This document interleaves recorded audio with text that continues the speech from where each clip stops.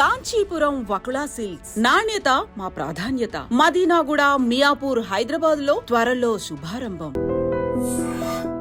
అందరికీ నమస్కారం. కార్తీక మాసంలో శివపార్వతులని మనం తలుచుకుంటాం, స్మరించుకుంటాం. ఇవాళ అక్షరాల సాక్షాత్తు నటి శివపార్వతి గారిని కలవబోతున్నారు. అక్షరాల ఆవిడ చూస్తే అమ్మవారి అవతారంలాగా ఉంటారు. అందుకే ఇంటింట టీవీ సీరియల్స్ ద్వారా, అంతకుముందు వందల సినిమాల ద్వారా, అతి చిన్న వయసులో రంగస్థల అనుభవం ద్వారా ప్రేక్షకులందరికీ చాలా దగ్గరయ్యారు. వారి వ్యక్తిత్వం అంటే వారి హుందాతనం అంతా కూడా వారి పాత్రల్లో అలా కనిపిస్తూ ఉట్టిపడుతూ ఉంటుంది. నిజానికి నెగిటివ్ షేడ్స్ వేసినా, మంచి హీరోయిన్ పాత్రలు వేసినా కూడా శివపార్వతి గారిది చాలా విశిష్టమైన స్థానం అన్నది ఎవరూ కాదనలేని విషయం. వారితో మాట్లాడదాం, వారి జీవితంలోని కొన్ని మైలురాళ్ళని తెలుసుకునే ప్రయత్నం చేద్దాం. శివపార్వతి గారు నమస్కారం. నమస్తే అమ్మా. ఎలా ఉన్నారు? బాగున్నాను. కార్తీక సోమవారం శుభాకాంక్షలు ముందుగా మీకు కూడా. Thank you. సో పండుగలు బాగా పొగిడారు. అయ్యో భలేవారు, లేదు నిజం అది. అక్షరాల మీ గురించి ఎవరికి చెప్పినా కూడా ఎంత మంచి ఆర్టిస్ట్, ఎంత మంచి నటి అని మా అమ్మగారు కూడా అన్నారు. అంటే యద్భావం తద్భావం, మీకు తెలుసు కదా, మనం ఏ ఉద్దేశంతో ఏదనుకుంటే అలాగే అనిపిస్తూ ఉంటుంది. అది 13 ఏళ్ళ వయసు నుంచి మీరు పబ్లిక్ లైఫ్లోనే ఉన్నారు కదా. అవునమ్మా. ఎప్పుడైనా నాకు నా జీవితం కావాలి అంటే, నేను హాయిగా ఫ్రీగా ఉండే పరిస్థితులు కావాలి అని అనిపించిందా? అప్పటికి నేనేమి అనుకోలేదమ్మా, చిన్న వయసు కదా. నేనే కదా అప్పటికి ఎవరు నేను ఇలా ఉండాలి అని ఎవరు డిజైన్ చేసుకోరు. కరెక్ట్. తల్లిదండ్రుల మీద, కుటుంబం మీద డిపెండ్ అయిపోయే ఏజ్ కదమ్మా అది. అంత ఇండివిజువాలిటీ ఉండదు. నేను అప్పుడు ఏమీ అనుకోలేదు. కాకపోతే ఇందులోకి వచ్చాక ఎప్పుడు ఇలా ఉండాలి ఏంటి అనే పరిస్థితి మాత్రం ఎప్పుడు రాలేదు తల్లి. నేను హ్యాపీగానే ఉన్నాను. అవునా? ఎందుకంటే నాటక రంగం నుంచి వచ్చాను కనుక. అవును. ఆ వాతావరణం, అక్కడ చేసిన క్యారెక్టర్స్, టీమ్స్ ఎందుకోసం నాటకం వేస్తున్నారని తెలిసినప్పుడు నేను చాలా ఆనందపడ్డాను. కేవలం బతకడం కోసం కాదు తల్లి నాటకం. కానీ ఎక్కడో నేను విన్నాను, మీరు ఆర్థిక పరిస్థితుల వల్ల కూడా చదువుకి ఫుల్ స్టాప్ పెట్టేసి. అవును, అది నిజమే. అది నిజమే. నాన్నగారు చిన్న సినిమా చేసి దాంట్లో ఆయన చేతులు కాల్చుకొని అసలు సినిమా చేసే పరిస్థితి కాదు మాది. ఆయన ఉత్సాహం, ఆయనకున్న ఇంట్రెస్ట్ అలా దారి తీసింది. సో అది వద్దు, అది అవ్వదు అనుకున్న తర్వాత తెనాల్లో పుట్టి పెరగడం చేత ఆ కళాకారుల మధ్య ఉన్న ప్రోత్సాహం వల్ల నేను ఆర్టిస్ట్ని అయ్యాను. కానీ మొట్టమొదట్లో నాకు నాటకం అంటే భయం కానీ, ఇంట్రెస్ట్ కానీ, ప్రేమ కానీ, అభిమానం కానీ ఇలాంటి పదాలు అసలు ఏమీ లేవు. వాళ్ళు ఏదో మేకప్ వేశారు, అందంగా డ్రెస్ వేశారు, స్టేజ్ ఎక్కమన్నారు. ఆ జనాన్ని చూసి అసలు కాన్సన్ట్రేషన్ పూర్తిగా జనం మీద పెట్టాలనే ఆలోచన కూడా లేని వయసు అది.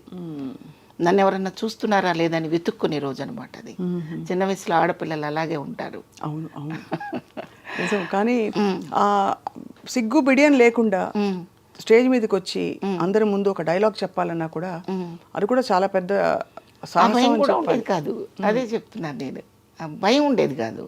అసలు నన్ను ఎవరైనా చూస్తున్నారా లేదు, చూడాలి అని, అందరూ చూడాలనే ఒక తపన తప్ప ఇంకోటి లేదు. భయం లేదు. ఆ భయం లేకపోవడమే నాకు ప్లస్ పాయింట్ అయింది. భయపడితే ఆర్టిస్ట్ అవ్వలేరు కదమ్మా. అవును నిజమే. అవును. అప్పటి నుంచి మీకు భగవంతుడు ఇచ్చిన చక్కటి రూపం. అమ్మా, మీకు అందరూ చెప్పేవారా మంచి క్యారెక్టర్స్ వస్తాయి మీకు అనేది? అట్లా ఏమీ లేదు. ఆటోమేటిక్గా క్యారెక్టర్స్ వచ్చేవి. కొన్ని క్యారెక్టర్స్కి మనం అన్ఫిట్ కూడా అవుతాం. మనం చాలా బాగున్నామని అంత ఓవర్ కాన్ఫిడెన్స్ పెట్టుకోనక్కర్లేదు. అలా కూడా అయిందా? అవుతాయి నాటకాలు. మనం చెడగొట్టిన పరిస్థితులు ఉంటాయి. కొన్ని క్యారెక్టర్స్ తెలియక, చేతకాక.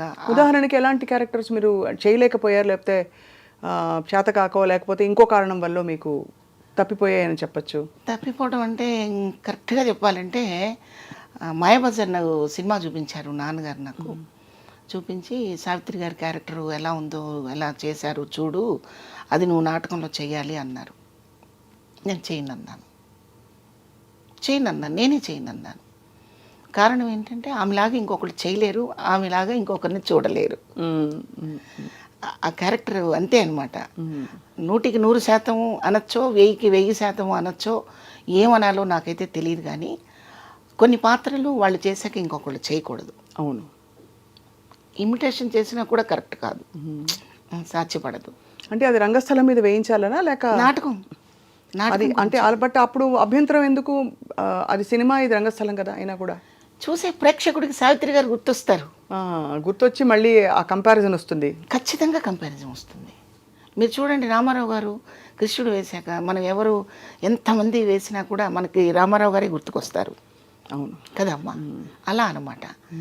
ఆ ఫ్లేవర్ పోగొట్టకుండా, అంటే మనం చేయడం వల్ల ఆ ఫ్లేవర్ పోతుందని కదా ఆ పాత్రకి ఆ ఫ్లేవర్ పోగొట్టకుండా ఉండాలంటే మన మనసుకి ఒక నిర్ధారణ ఉండాలి. అవును, మనం చేయగలమా లేదా, మనకు ఆ క్యాపబిలిటీ ఉందా లేదా అని చూసుకోగలగాలి.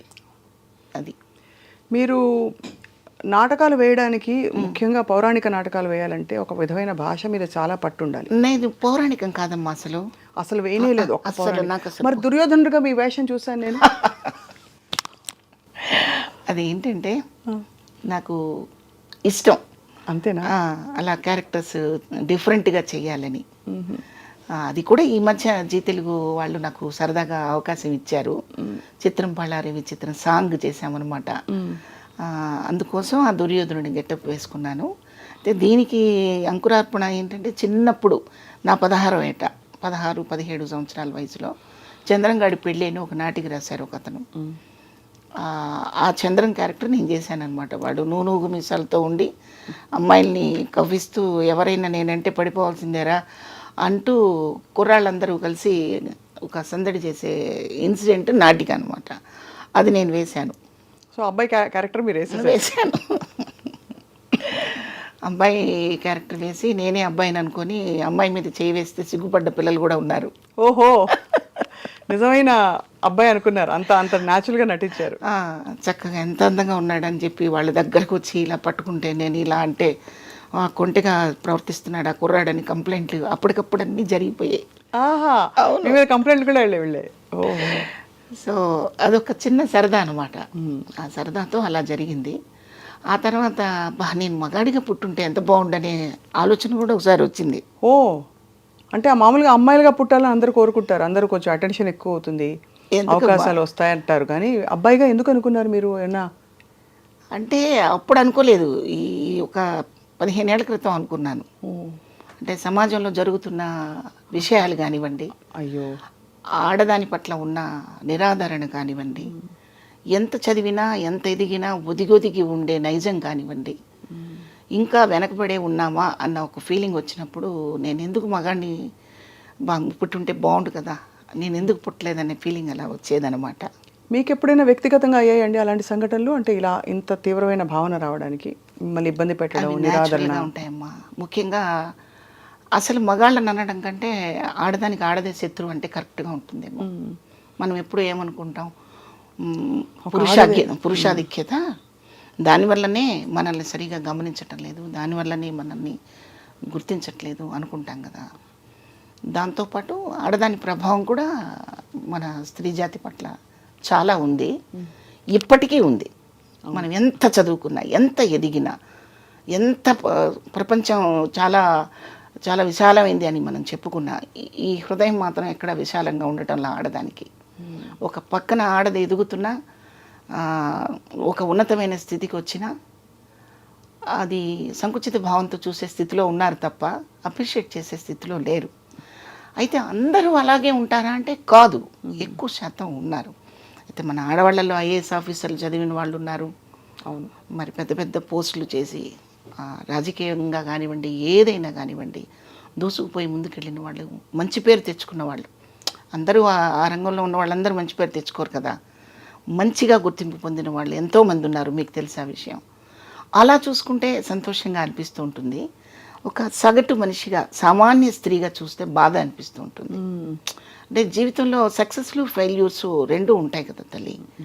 అయితే ఎవరైనా అలా ఫెయిల్యూర్ అయినప్పుడు చేయూతనిచ్చి, బూస్టప్ ఇచ్చి, మాట వల్ల, వాళ్ళ చర్య వల్ల చేయూతనిచ్చే శాతం ఎప్పుడూ తక్కువగానే ఉంది. అవును, అందుకని అలా అనిపిస్తుంది. కానీ అంటే మీరు ఇబ్బంది పడింది ప్రొఫెషనల్ రైవలరీ వల్ల కాదు, వ్యక్తిగతంగా మీ జీవితంలో ఉన్న వ్యక్తిగతంగా మన సొసైటీలో మన బతుకు మనం బతుకుతున్నా, మన ప్రపంచంలో మనం దాన్ని ఉన్నతంగా బతుకుతున్నా, ఏముందిలే సినిమా వాళ్ళనో, ఏముందిలే టీవీ వాళ్ళనో, ఏముందిలే నాటకాల వాళ్ళనో, ఈ నానుడి, ఈ మాట ఎక్కడైనా అనిపించుకోకుండా తప్పలేదు. అప్పుడు నాకు అనిపించేది అనమాట, ఇలా కాకుండా అలా ఉండుంటే నేను కూడా ఐఏఎస్ ఆఫీసరో ఇంకేదో అయ్యి ఉంటే ఇలా అన్నారు కదా. అప్పుడు ఆర్టిస్ట్ అవ్వడం వల్ల కదా ఇలా అంటున్నారు, ఆడది అవ్వటం వల్ల కదా ఇలా మాట్లాడతారు అనిపించేదే తప్ప ఆ తర్వాత నా ఆత్మస్థైర్యంతో నేను వాటన్నిటిని బయటికి నెట్టగలిగాను.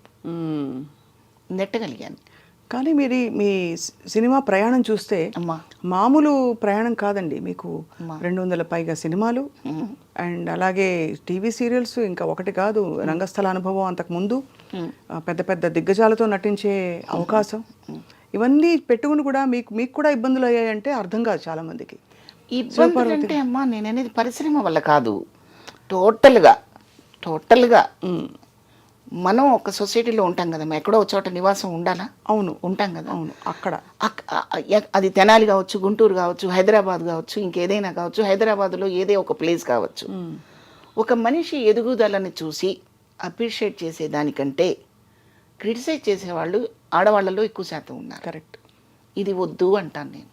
నాట్ ఓన్లీ ఆర్టిస్ట్ గురించి కాదు నేను చెప్తున్నది, అందరి ఒక ఫ్యామిలీలో ఏదైనా వాళ్ళ ఫ్యామిలీలో ఏమైనా డిస్ప్యూట్స్ రావచ్చు, డైవర్స్ తీసుకోవచ్చు, కావాలని ఆ భర్తతో దూరంగా ఉండే పరిస్థితులు రావచ్చు, ఉండాల్సిన పరిస్థితులు.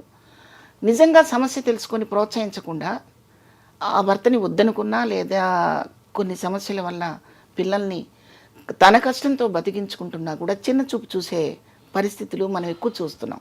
అవును, అది నేను మాట్లాడుతున్నాను. అది కరెక్టే. చాలా అది మీరు మదన పడి ఉంటారు, ఇబ్బంది పడి ఉంటారు చాలా విధాల. కానీ ఓవరాల్గా శివపార్వతి గారు, అమ్మా మీ ప్రయాణం మీకు సంతృప్తినిచ్చిందా? సంతృప్తిగానే ఉందమ్మా, హ్యాపీగా ఉందా? ఎందుకంటే చిన్నప్పటి నుంచి నా మనస్తత్వం ఏంటంటే మనం నడిచి వెళ్తున్నప్పుడు రోడ్డంతా సాఫీగా ఎప్పుడూ ఉండదు. ఒక్కోసారి ఏవో తగులుతుంటాయి కాళ్ళకి, వాటి నెట్టేసి వెళ్ళిపోవాలి. కానీ దాని గురించి పెద్ద భూతద్దంలో చూపించి అలవాటు లేదు నాకు. ఎవరు మీకు అండాదండ? అంటే మీరు సినిమా పరిశ్రమలోకి వచ్చాక, ఇది కొత్త పరిశ్రమ, ఇక్కడ ఎంత నాన్నగారికి ఒక సినిమా తీసిన అనుభవం ఉన్నా కూడా మీకు ఎవరు వెన్నంటే ఎవరు ఉండేవారు? మీతో కూడా ఎవరు ఉండేవారు? నాతో కూడా ఉన్నది మా అమ్మ మా నాన్నగారే. బట్ సినిమా ఇండస్ట్రీకి వచ్చాక సంపూర్ణంగా పరుచూరి బ్రదర్స్. అవును, అది వాళ్ళు మిమ్మల్ని చూసి గుర్తించారు. మీ సంపూర్ణంగా పరుచూరి బ్రదర్స్ వాళ్ళు నాకు తండ్రి అనుకుంటే తండ్రి, అన్న అనుకుంటే అన్న, గురువు అనుకుంటే గురువు. సంపూర్ణంగా వాళ్ళ అండదండలు, వాళ్ళ ప్రోత్సాహం అన్నీ ఉన్నాయి నాకు. ఎంటైర్ ఫ్యామిలీ వాళ్ళిద్దరు ఒకటే అని కూడా నేను చెప్పలేను. బుజ్జమ్మ గారు కానివ్వండి, పరుచూరి గోపాలకృష్ణ గారి మిస్సెస్ బుజ్జమ్మ గారు కానివ్వండి, వెంకటేశ్వరరావు గారి ఫ్యామిలీ కానివ్వండి, వాళ్ళ పిల్లలు అందరూ కూడా ఆర్టిస్టుతో పాటు నా వ్యక్తిత్వాన్ని కూడా గౌరవించగలిగిన పరిస్థితి నేను ఏర్పరచుకున్నాను. సో వాళ్ళ ప్రోత్సాహం ఎప్పుడూ ఉంది. ఇక ఇండస్ట్రీకి వచ్చాక నాకు వేషం ఇచ్చిన ప్రతి డైరెక్టరు, ప్రొడ్యూసరు కూడా నన్ను ప్రోత్సహించారనే చెప్పాలి కదమ్మా. అవును, నిజమే కదా. ఎందుకంటే నేను ఫస్ట్ టైం యాక్ట్ చేస్తున్నప్పుడు వాళ్ళ దగ్గర నా వైఖరి తెలియదు, నేను ఎంత బాగా చేస్తానో ఎంత బాగా చెడగొడతానో రెండూ తెలియదు. ఒక కాన్ఫిడెన్స్తో క్యారెక్టర్ ఇచ్చినప్పుడు అది ఎంకరేజ్ చేసినట్టే కదా. అది ఎర్రమల్లెలే ఫస్ట్ కదా మ్యామ్ మీది? ఎర్రమల్లెలే ఫస్ట్ అవుతుంది. దాని తర్వాత సప్తపరి చేశారు. అది చిన్న వేషాలు, అందులో అంటే 2 సీన్లు 3 సీన్లు ఉండే వేషాలు. కానీ మీకు మంచి గుర్తింపు వచ్చింది మాత్రం శోభన్ బాబు గారితో కలిసి సర్పయాగం. అప్పటికి పరుచూరి బ్రదర్స్ వాళ్ళు పరిచయం చేయబట్టే కదా మీరు? అసలు వాళ్ళు పరిచయం చేయకపోతే నేను లేనమ్మా, అసలు నేను లేను, నేను ఎవరో తెలీదు. ఇప్పుడు మీరు చెప్పే ఎర్రమల్లెలు, సప్తపది కూడా నేను తెనాల్లో ఉండి నా నాటకాలు నేను వేసుకుంటూ నా బిజీలో నేను ఉండి మధ్యలో ఎప్పుడో ఒక 6 నెలలకు, ఒక సంవత్సరానికో వాళ్ళు పిలిస్తే ఒక వేషం వేసి రావడమే తప్ప ఫుల్ కాన్సన్ట్రేషన్ దీని మీద పెట్టింది లేదు. నేనంటూ హైదరాబాద్ వచ్చి ఇక్కడే నివాసం ఉండి ఇక్కడ క్యారెక్టర్స్ చేస్తూ ఉండటం కోసం వచ్చిన అవకాశం ఇచ్చింది మాత్రం పరుచూరి బ్రదర్స్. అప్పట్లో మీకు ఇంట్లో కానీ ఎక్స్టెండెడ్ పెద్ద కుటుంబాలు ఉన్నప్పుడు, పెద్దలు చాలామంది ఉంటారు, పిన్నులు, అత్తలు, వాళ్ళందరూ ఎప్పుడు ఆపలేదా మిమ్మల్ని? సినిమా ఇండస్ట్రీకి ఎందుకు మనకి అవసరం లేదు? ఆపకపోవడం కాదు, అసలు వాళ్ళకు చిన్న చూపు. ఓహో, నాటకాలు అంటే చిన్న చూపు, సినిమా అంటే ఏదో సినిమాల్లోకి వెళ్ళిపోతున్నారు, అక్కడ ఏదో జరిగిపోతుంది అనే ఒక, అవును, ఆ రోజుల్లో ఉండేది కూడా. ఇది 70-80 దశకాల్లో బాగా ఇంకా ఎక్కువ ఉండేదని అంటుంటారు. కాబట్టి మీ కుటుంబం ఎలాంటి కుటుంబం శివపార్వతి గారు బాగా ట్రెడిషనల్గా ఉండేవారా లేక కొంచెం ఆ, అంటే అభ్యుదయ భావజాలం ఉండేవాళ్ళ? అలా ఏం కాదు. అమ్మ అన్ఎడ్యుకేటెడ్. అమ్మకి అసలు ఏమీ తెలియదు. నాన్న చదువుకున్నారు. నాన్న ఆర్టిస్టు, బాగా పాడతారు, బాగా పాడేవారు. ఆయనకి నాటకాలంటే ఇంట్రెస్ట్. అది పూర్తి ట్రెడిషన్ అంత పకడ్బందీగా అలాగా ఏమీ లేదు. ఆమెకు అసలు ప్రపంచమే తెలియదు ఆమెకి. మేము 7 పిల్లలను పుట్టామనేది ఆశ్చర్యంగా అనిపిస్తుంటుంది నాకు ఒక్కొక్కసారి అమ్మ గురించి గుర్తు చేసుకుంటే. చాలా చిన్న ఫ్యామిలీ. ఫైనాన్షియల్గా కూడా మేమేదో పెద్ద ఎదిగి అంత స్థిరంగా ఉన్న వ్యక్తులమేం కాదు. ఓ చిన్న అంటే ఉండడానికి ఇల్లు, బతకడానికి చిన్న వనరులు ఉన్న ఫ్యామిలీయే తప్ప వెల్ సెటిల్డ్ అని చెప్పే అంత ఏం కాదు. అలా అనమాట. ఎంతమంది అక్క చెల్లెళ్ళు మీరు? ఇద్దరు. అండ్ ముగ్గురు బ్రదర్స్. సో అయితే మీరు మొత్తం 5. 5కి మీరు అంటే దాదాపు breadwinner అని చెప్పాలి. 7గురిలో 2 వెళ్ళిపోయారు. ఎప్పుడు? చిన్నప్పుడే? చిన్నప్పుడు. మేము 5, 3 బ్రదర్స్ ఉన్నారు. అసలు పెద్ద పెద్ద కుటుంబాల్లో ఎన్ని జరిగిపోతూ ఉంటాయండి కళ్ళ ముందు, అర్థం కాదు కదా. అవి ఎలా అవి మొత్తం అంటే దాన్ని జీర్ణించుకునే లోపు ఇంకోటి ఏదో కొత్త సమస్య, సవాలు, పని, ఒత్తిడి, ఇవన్నీ ఎలా జీవితం మీ బాల్యం మీ యవ్వనం అంతా అందులోనే కొనసాగిపోయింది. పెద్ద కుటుంబాల్లో ఏముందిలేమ్మా, మాలాంటి చిన్న కుటుంబాల్లో కూడా ఎన్నో జరుగుతూ ఉంటాయి. అవి ఆపలేము. అంటే అది బుద్ధిని బట్టి, సంస్కారాన్ని బట్టి ఉంటుంది. ఉదాహరణకి మా మదరు చనిపోయి రేపు వచ్చే ఫిబ్రవరికి 2 years అవుతుంది. 2 years. అయితే సమాజం ఎలా ఉంది అంటే డబ్బు వల్ల మనసు ఎదగదు, డబ్బుతో సంబంధమే లేదు. మనిషి ఎదగాలి, మనసు ఎదగాలి. దానికి ఏమి పెద్ద పెద్ద ఎక్విప్మెంట్స్, కోట్లు, డబ్బులు, ఎకరాలు, పొలాలు అక్కర్లేదు. మనసుకు పదును పెడితే చాలు. అయితే ఆ మనసుకు పదును పెట్టడం చాలామంది మర్చిపోయారు. అమ్మకి 3 కొడుకులు ఉండి కూడా ఆమె దాన్ని ఏమంటారు, అంతిమయాత్రలో ఆమెకి సంబంధించిన సంస్కారాలు చేయటానికి 2 కొడుకులు రాలేదమ్మా. అలా ఎలా జరిగింది అసలు? రాలేదు. అంటే పెళ్ళిళ్ళు అయిన తర్వాత వాళ్ళ వరలోకి ఇరుక్కుపోతారు కొంతమంది మగవాళ్ళు. ఆవిడ పర్మిషన్ ఇవ్వలేదని మా మదర్కి ఆ కార్యక్రమాలు చేయలేదు. నా లాస్ట్ దూరంగా ఉంటారా వాళ్ళు బాగా? అంటే అమ్మ బుచ్చిరెడ్డిపాలెంలో ఉంటారు, మా సిస్టర్ అక్కడ ఉంది, అక్కడ నా దగ్గర ఉండేవారు. అమ్మ బ్రదర్స్ రాని బ్రదర్స్ ఎక్కడ ఉంటారు? ఇక్కడ హైదరాబాద్లో ఉంటాడు ఒక బ్రదరు. ఇక్కడి నుంచి రావడానికి కూడా ఇబ్బందా? ఇబ్బంది. వాళ్ళు ఏదో ఇతర దేశాల్లో ఉన్నట్టు. ఇతర దేశాల్లో ఉన్నా ఈ మధ్య వస్తున్నారు అందరూ, కానీ ఇక్కడే ఉండి రాకపోవడం అనేది చాలా ఆశ్చర్యం. వచ్చారు, కార్యక్రమాలు చేయడానికి వాళ్ళకి సమయం సరిపోదు. అంటే ఇప్పుడు 9 రోజులు కార్యక్రమం చేయాలి కదమ్మా, 13 రోజులు.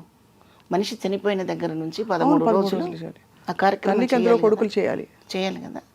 ఆ కార్యక్రమం చేయడానికి ఇన్ని రోజులు ఇక్కడ ఉండలేము అని చెప్పి ఆగిపోయాడు ఒకడు, మా లాస్ట్ బ్రదరు. అమ్మకి వాడంటేనే ప్రాణం, వాడంటే పంచప్రాణాలు. అలా కొట్టుకులాడుతుండేది. అయితే ఈ విషయం నేను ఎందుకు చెప్తున్నానంటే నా మీద సింపతి చూపించుకోవడానికి, లేకపోతే నా ఫ్యామిలీలో ఇంత జరిగిందని చెప్పడానికి కాదమ్మా. ఇవాళ సమాజంలో 90% అలాగే ఉన్నారు. 90% తల్లిదండ్రుల పట్ల అలాగే ఉన్నారు. అలా ఉండకూడదు, అది తప్పు, అది ద్రోహం. బయటకు వచ్చేటప్పుడు మనం చక్కగా నీట్గా అలంకరించుకొని చాలా ఖరీదైన మనుషుల్లా తిరిగినంత మాత్రాన ఖరీదు అవరు. ఖరీదైన పనులు చేయాలి, విలువిచ్చే పనులు చేయాలి, మన విలువను పోగొట్టుకోకూడని పనులు చేయాలి. మన మోరల్స్, మన కుటుంబ సంబంధాలు, బంధాలు, అనుబంధాలు ఇవన్నీ ఎప్పుడు పదిలంగా కాపాడుకోవాలి. ఒకరి కోసం కాదు, మన కోసం కదా అమ్మా. అందుకు నేను ఈ విషయాన్ని మీకు రివీల్ చేశాను. లేదు, చాలా బాధాకరమైన విషయమే.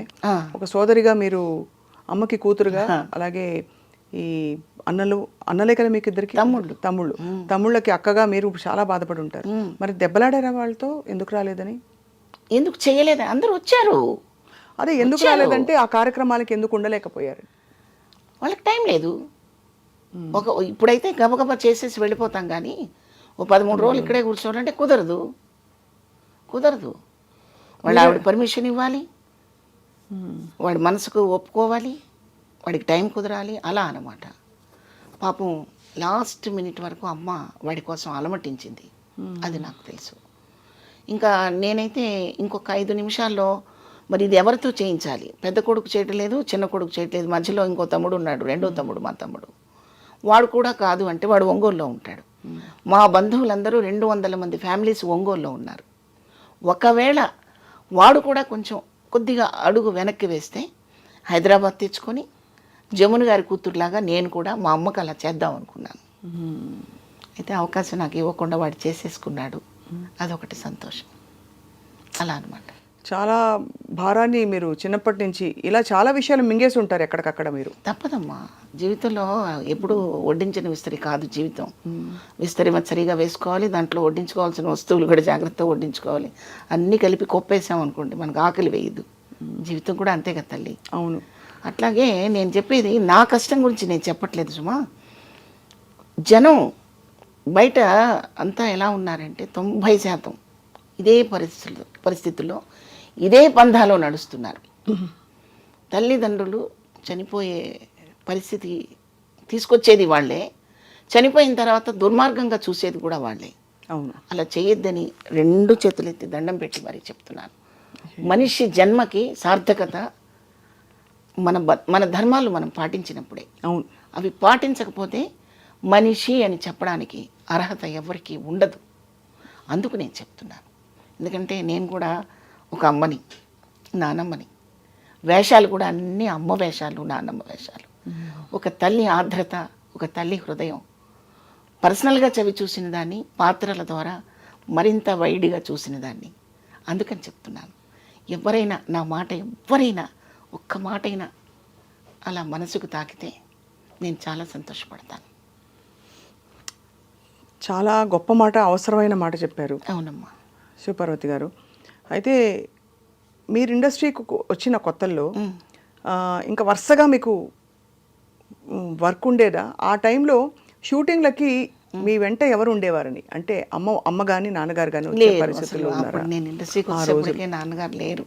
నాన్నగారు వెళ్ళిపోయారు. అసలు నేను సినిమా ఆర్టిస్ట్ అయ్యాక నాన్న చూసుకోలేదు. మీరే అయితే మొత్తం ఆల్మోస్ట్ కొడుకుగా, కూతురుగా పెద్ద కొడుకు మీరే ఇంటికి అలా జరిపించారు మొత్తం.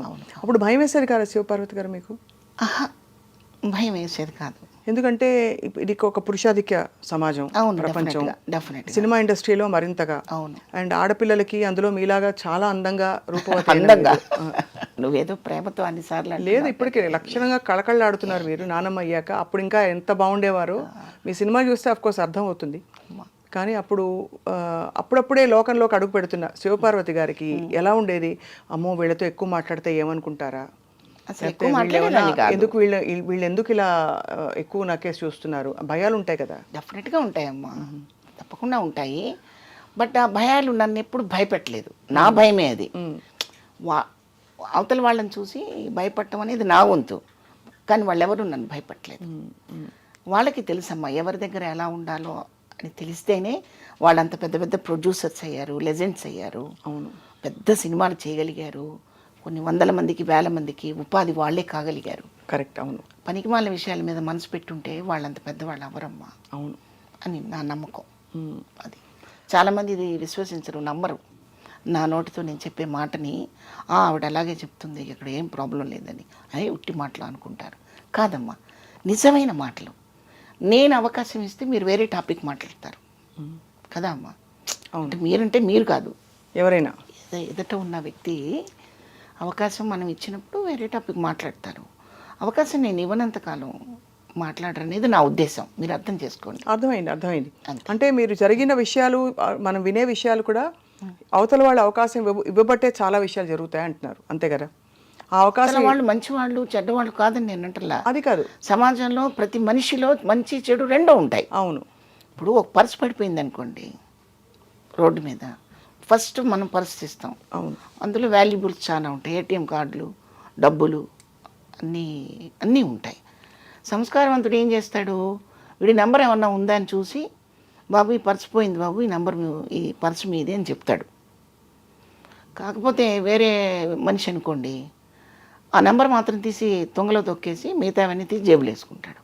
ఇప్పుడు తప్పెవరిదంటారు అమ్మడు? అంతే కదా, చెప్పండి. అంత బలమైందే అవకాశం కూడా. ఇప్పుడు కాకపోతే 10 అవకాశాలు రావచ్చు, 9 పోయి 1 రావచ్చు, పోతాయి. అలా మనం వేరే తోవలోకి వెళ్ళకపోతే అన్ని అవకాశాలు వస్తాయా అంటే రాకపోవచ్చు.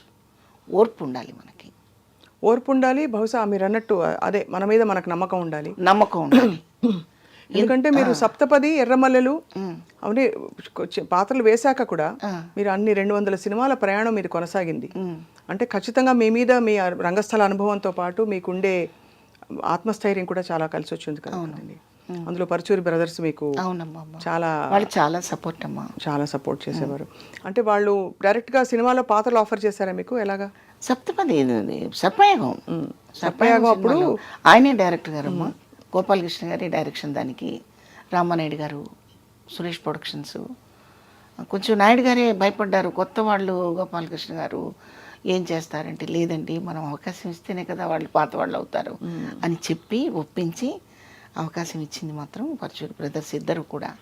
సో నాయుడు గారు కూడా ఒక సీన్ చేశాక, ఒకరోజు షూటింగ్ జరిగాక ఆయన ఉండి, నువ్వు చక్కగా రోజు ఇలా చక్కగా రెడీ అవ్వాలి, హెయిర్ డిస్టర్బ్ అవుతుందా, మేకప్ డిస్టర్బ్ అవుతుందా అన్నీ చూసుకోవాలి, కాన్సన్ట్రేషన్ అంతా క్యారెక్టర్ మీద పెట్టు నువ్వు అన్నారు అని చెప్తుండేవారు ఆయన. ఎటువంటి సినిమాలు చేసిన ప్రొడ్యూసర్ అమ్మా ఆయన. మరి మాలాంటి వాళ్ళకి ఎందుకు చెప్పాలి అసలు?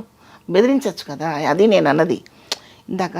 మాకు భయం ఉండొచ్చు కానీ అవతల వాళ్ళు మనం భయపెట్టలేదు అంటే దాని అర్థం అదే.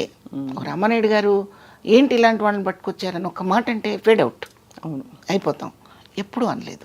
శోభన్ బాబు గారు ఆయన అప్పటికే చాలా చాలా గొప్ప అందగాడని ప్రపంచవ్యాప్తంగా అందరూ తెలుగు వారందరికీ అభిమాన నటుడు. మీకు ఎలా అనిపించింది శోభన్ బాబు గారి సినిమాలో మీరు? అబ్బో, అది చెప్పాలంటే అది ఒక అందమైన కథ అమ్మా. నేను చిన్నప్పుడు మానవుడు దానవుడు సినిమాని స్కూల్ ఎగ్గొట్టేసి, అంటే నేను చదివిందే 7th అనుకోండి, అది కూడా అరాకొరగా వెళ్ళేదాన్ని స్కూల్కి. 2 దెబ్బలు తిని తిట్లు తిని వెళ్ళేదాన్ని, అక్కడ తిట్లు తిని బయటకు వచ్చేదాన్ని. ఆ పరిస్థితిలో మానవుడు దానవుడు సినిమాకి ఒక 21 సార్లు వెళ్ళానమ్మా. 21 టైమ్స్. ఎందుకు అంటే ఇది నిజంగా కొంచెం ఎగ్జాగరేషన్ అనుకుంటారు మీరు. అణువు అణువున వెలసిన దేవా అనే ఒక సాంగ్ మీకు గుర్తుంది కదమ్మా, ఆ సాంగ్ అంటే నాకు పిచ్చమ్మా. సో అణువు అణువున పాట మీకు ఫేవరెట్ పాట? నాకు చాలా ఇష్టం అయ్యేది. అప్పుడు నాకు ఎంతమ్మా, చిన్న వయసు, నాకు 7th అంటే 11 ఏళ్ళేమో అంతే. నాకు చాలా ఇష్టం అయ్యేది అది. ఇప్పట్లాగా యూట్యూబ్లు మళ్ళీ పెట్టుకొని వినడానికి అవకాశం లేదు కదా, అందుకని ఆ పాట వినటం కోసం అన్నిసార్లు వెళ్ళాను నేను. తర్వాత శోభన్ బాబు గారిని ఒకసారి ఎప్పుడైనా చూడటం అవుతుందా లేదా అని నాటకాల్లోకి వచ్చాక, నాటకాలు వేస్తున్నప్పుడు అనిపించింది ఒకసారి, ఎలా మనకెలా కుదురుతుంది శోభన్ బాబు గారిని చూడటం, అవన్నీ పిచ్చి కళలు, అట్లాంటి కళలు కనకూడదు అని తిడుతుండేవారు నా ఫ్రెండ్స్. కానీ ఆ శోభన్ బాబు గారితో నేను యాక్ట్ చేస్తున్నానని అనిపించినప్పుడు ఇది కళ నిజమా అనుకుని నన్ను నేను ఇలా తట్టుకున్న రోజు ఉంది. బా, నిజంగా అమ్మా, మీరు చెప్పండి అది ఎంత థ్రిల్లింగ్గా ఉంటుంది. అమ్మో, అసలు వినడానికే అసలు ఒకలాగా ఒక డ్రీమ్లా ఉంది కదా, ఫెయిరీటేల్. Yes yes. టికెట్ మా అమ్మ ఇచ్చిన డబ్బులు, టికెట్ సరిపోక 75 పైసలు అమ్మ అప్పుడు టికెట్. 75, ఒక్కోసారి 5 అన్నా తగ్గేది, 10 రూపాయలు 10 పైసలన్నా తగ్గేది. వాడికి ఏవో కబుర్లు చెప్పి, రోజు వస్తున్నాను కదా రేపు ఇస్తాను 10 రూపాయలు 10 పైసలు అని చెప్పి టికెట్ తీసుకుంటే వాడు జాలీగా చూసి టికెట్ చేతిలో పెట్టేవాడు. రాను వాడు టికెట్ లేకుండా పంపించే స్థితికి వచ్చాడు. మీ అభిమానం తట్టుకోలేక టికెట్ లేకుండా ఏంటి పిచ్చి అని అలా అసలు పోను వెళ్ళి కూర్చోని పంపించేవాడు. ఆ చేతిలో 4 వేరుశెనక్కాయలు నువ్వుండ్లో పెట్టుకొని అది చూస్తూ, ఆ సాంగ్ వచ్చేటప్పుడు మాత్రం ఈ లంగాకి ఈ తడంతా తుడిచేసుకొని అక్కడ జరుగుతుంటే ఇలా కళ్ళొత్తుకొని ఏడ్చేదాన్ని. ఆ ఫీల్ ఏంటో తెలిసేది కాదు. అలాంటి నేను శోభన్ బాబు గారిని ఇలా ఇంత డిస్టెన్స్లో చూసినప్పుడు, ఆయనతో పాటు నేను యాక్ట్ చేస్తున్నప్పుడు ఎలా ఉంటుందమ్మా చెప్పండి. థ్రిల్లింగ్ థ్రిల్లింగ్ థ్రిల్లింగ్ అలా అనమాట. సో ఫస్ట్ డైలాగ్ ఏంటి మీరు శోభన్ బాబు గారితో? ఫస్ట్ డైలాగు ఇక్కడ ఈ చెస్ట్ హాస్పిటల్ ఉంది కదమ్మా ఈఎస్ఐ దగ్గర, ఆ హాస్పిటల్లో ఆ షార్ట్ పెట్టడం కూడా నా టైంకి అది బ్యాడ్ అనుకోవాలో గుడ్ అనుకోవాలో నాకు తెలీదు. చక్కగా ఇలా కెమెరా స్టాండ్ చేసి పెట్టి చెప్పిన కాదు. ఈ ఒక స్టేర్ కేసు నుంచి ఎక్కి ఆ స్టేర్ కేసు నుంచి దిగి ఆయన్ని ట్రేస్ చేసి పట్టుకొని నా బిడ్డని మీరు ఎలాగైనా బతికించాలి డాక్టర్ గారు, ఎన్ని కోట్లైనా పర్వాలేదని చెప్పి మీ కాళ్ళు పట్టుకుంటానని పరిగెడుతూ చెప్పే డైలాగ్ అది. ఆ డైలాగ్ నేను ఎక్కడో ఆగిపోతున్నాను ప్రతిసారి. ఆగిపోతుంటే అన్ని లైట్లన్నీ ఆపేశారు. నాకు టెన్షన్ వచ్చేసింది. ఆయన దగ్గరికి పిలిచి ఇలా షోల్డర్ మీద చేయి వేసి, ఏది ఫ్రీగా ఇచ్చిన టికెట్తో సహా నేను వెళ్ళి చూసి వచ్చిన శివపార్వతిని ఆయన ఇలాగా షోల్డర్ మీద చేయి వేసి, ఎందుకు టెన్షన్ పడుతున్నామ్మా నువ్వు అన్నారు. తెలియదండి, పరిగెడుతుంటేనేమో ఇది గసొస్తుంది, మీరు అనేది నాకు ఊహించలేకపోతున్నాను, భయం వేస్తుంది, డైలాగ్ మర్చిపోతున్నాను అని అంటే, ఇక్కడ ఒక అక్షరం పోయినా ఎవరు ఇక్కడ అదే అక్షరం పలకలేదని అడిగే షాట్ కాదు ఇది. మీరు ఒకటే గుర్తుపెట్టుకోండి అమ్మా, మీ బిడ్డకి బాగాలేదు, డాక్టర్ని ప్రాధాయపడుతున్నారు, మీరేం చెప్పాలో చెప్పేసేయండి అన్నాడు. ఇంకా తర్వాత ఒకటే షాట్లో ఓకే అయిపోయింది అది. అబ్బా, ఏం చెప్పారు చెప్పరా ప్లీజ్? అదే చెప్పాను అక్కడ. డాక్టర్ గారు ఒకసారి డాక్టర్ గారు డాక్టర్ గారు డాక్టర్ గారు డాక్టర్ గారు అంటూ వెంటబడి పరిగెత్తుకుని వెళ్ళి, ఎన్ని కోట్లైనా ఇస్తాను డాక్టర్ గారు, నా బిడ్డని బతికించండి డాక్టర్ గారు, ప్లీజ్ డాక్టర్ గారు, ప్లీజ్ డాక్టర్ గారు అంటుండగా షార్ట్ అయిపోయింది. ఈ షార్ట్ అవ్వగానే నాగేష్ గారు వచ్చి అప్రిషియేట్ చేశారు ఫస్ట్. ఆయనంత మహానుభావుడో చెప్పండి. ఆయన అసలు ఆయన నా నుదురు మీద ముద్దు పెట్టేసుకొని ఎంతో తబ్బిబ్బైపోయి, ఎంత మంచి ఆర్టిస్ట్ నాయుడు గారు అంటే ఉట్టిదే. వాళ్ళు చేసిన క్యారెక్టర్లో నేను ఏముంది అక్కడ చేసింది చిన్న షార్టు. ఇది నేను ఎందుకు చెప్తున్నానంటే, ఒక మొక్క ఎదగడానికి రోజు నీరు పోయటము, దాన్ని కాపాడటం ఎంత పదిలంగా మనం చూస్తామో, ఒక ఆర్టిస్ట్ ఎదుగుదలకి అటువంటి మహానుభావులందరూ కూడా చక్కగా వాళ్ళ ప్రోత్సాహాన్ని అందించి ఒక్కొక్క మెట్టు ఎక్కించడానికి దోహదపడతాయన్నమాట. ఒకటి నాయుడు గారు విసుక్కున్నా, శోభన్ బాబు గారు విసుక్కున్నా, గోపాలకృష్ణ గారు విసుక్కున్నా, ఇలా కొంచెం ఇదైపోయారు, అయిపోతాం. నాగేష్ గారు ఎక్కడండి ఇది తలకాయ నొప్పి, ఇంత పెద్ద షాట్ పోయిందండి, కంపైపోయింది అని అంటే నేను ఎప్పుడో వెళ్ళిపోయేదాన్ని తెనాలి. నేను అందుకని వాళ్ళని ఇప్పుడు గుర్తు చేసుకుంటున్నాను. నిజంగా మహానుభావులు వాళ్ళు. మాతో పాటు పక్కన ఆర్టిస్ట్ కూడా పంచభక్ష పరమాన్నాలు తినాలని కోరిక గోపాలకృష్ణ గారికి రావటం, పరచూరు బ్రదర్స్కి. ఆ కోరికని ఒక రామానాయుడు గారు, దాసరి గారు, నారాయణమూర్తి గారు, ఎంతోమంది గొప్ప గొప్ప డైరెక్టర్స్, ఆర్టిస్టులు వీళ్ళందరూ కూడా గమనికతో ఉండడం అనేది చాలా గొప్ప విషయం. వెరీ గుడ్ ప్లాట్ఫామ్ అనమాట అది మాకప్పుడు. చాలా బ్యూటిఫుల్. అంటే మీకు అన్నీ అమరినట్టు భగవంతుడి నిర్ణయం అంటారా ఇవన్నీ? ఖచ్చితంగా అమ్మా. అంటే అంత నమ్ముతారా మీరు? నమ్ముతానమ్మా, బాగా నమ్ముతాను, బాగా నమ్ముతాను. మనం చేసే పనులు మనకెప్పుడు మనల్ని బ్లెస్ చేస్తాయమ్మా. కాకపోతే మీలాగా ఎదురుకుండా నాకు ఇలా దేవుడు కనిపించకపోవచ్చు, మీతో ఏదో మంచి పని మాత్రం నాకు చేయిస్తాడు. ఏదో అలా భగవంతుడు ఏ మార్గంలో ఎప్పుడు రావాలో అలా మీకు అనేక సందర్భాల్లో స్ఫురించి మీకు ఇలా దేవుడు దయ వల్ల ఇప్పుడు గోపాలకృష్ణ గారిలో ఆ భావన కలిగించింది దేవుడు, కానీ దేవుడు నాకు కనిపించడు. అంతే కదా. ఒక స్టేజ్ ఆర్టిస్టులు వీళ్ళు 30 మంది ఆర్టిస్టుని సెలెక్ట్ చేసుకున్నారమ్మ అప్పుడు వాళ్ళు.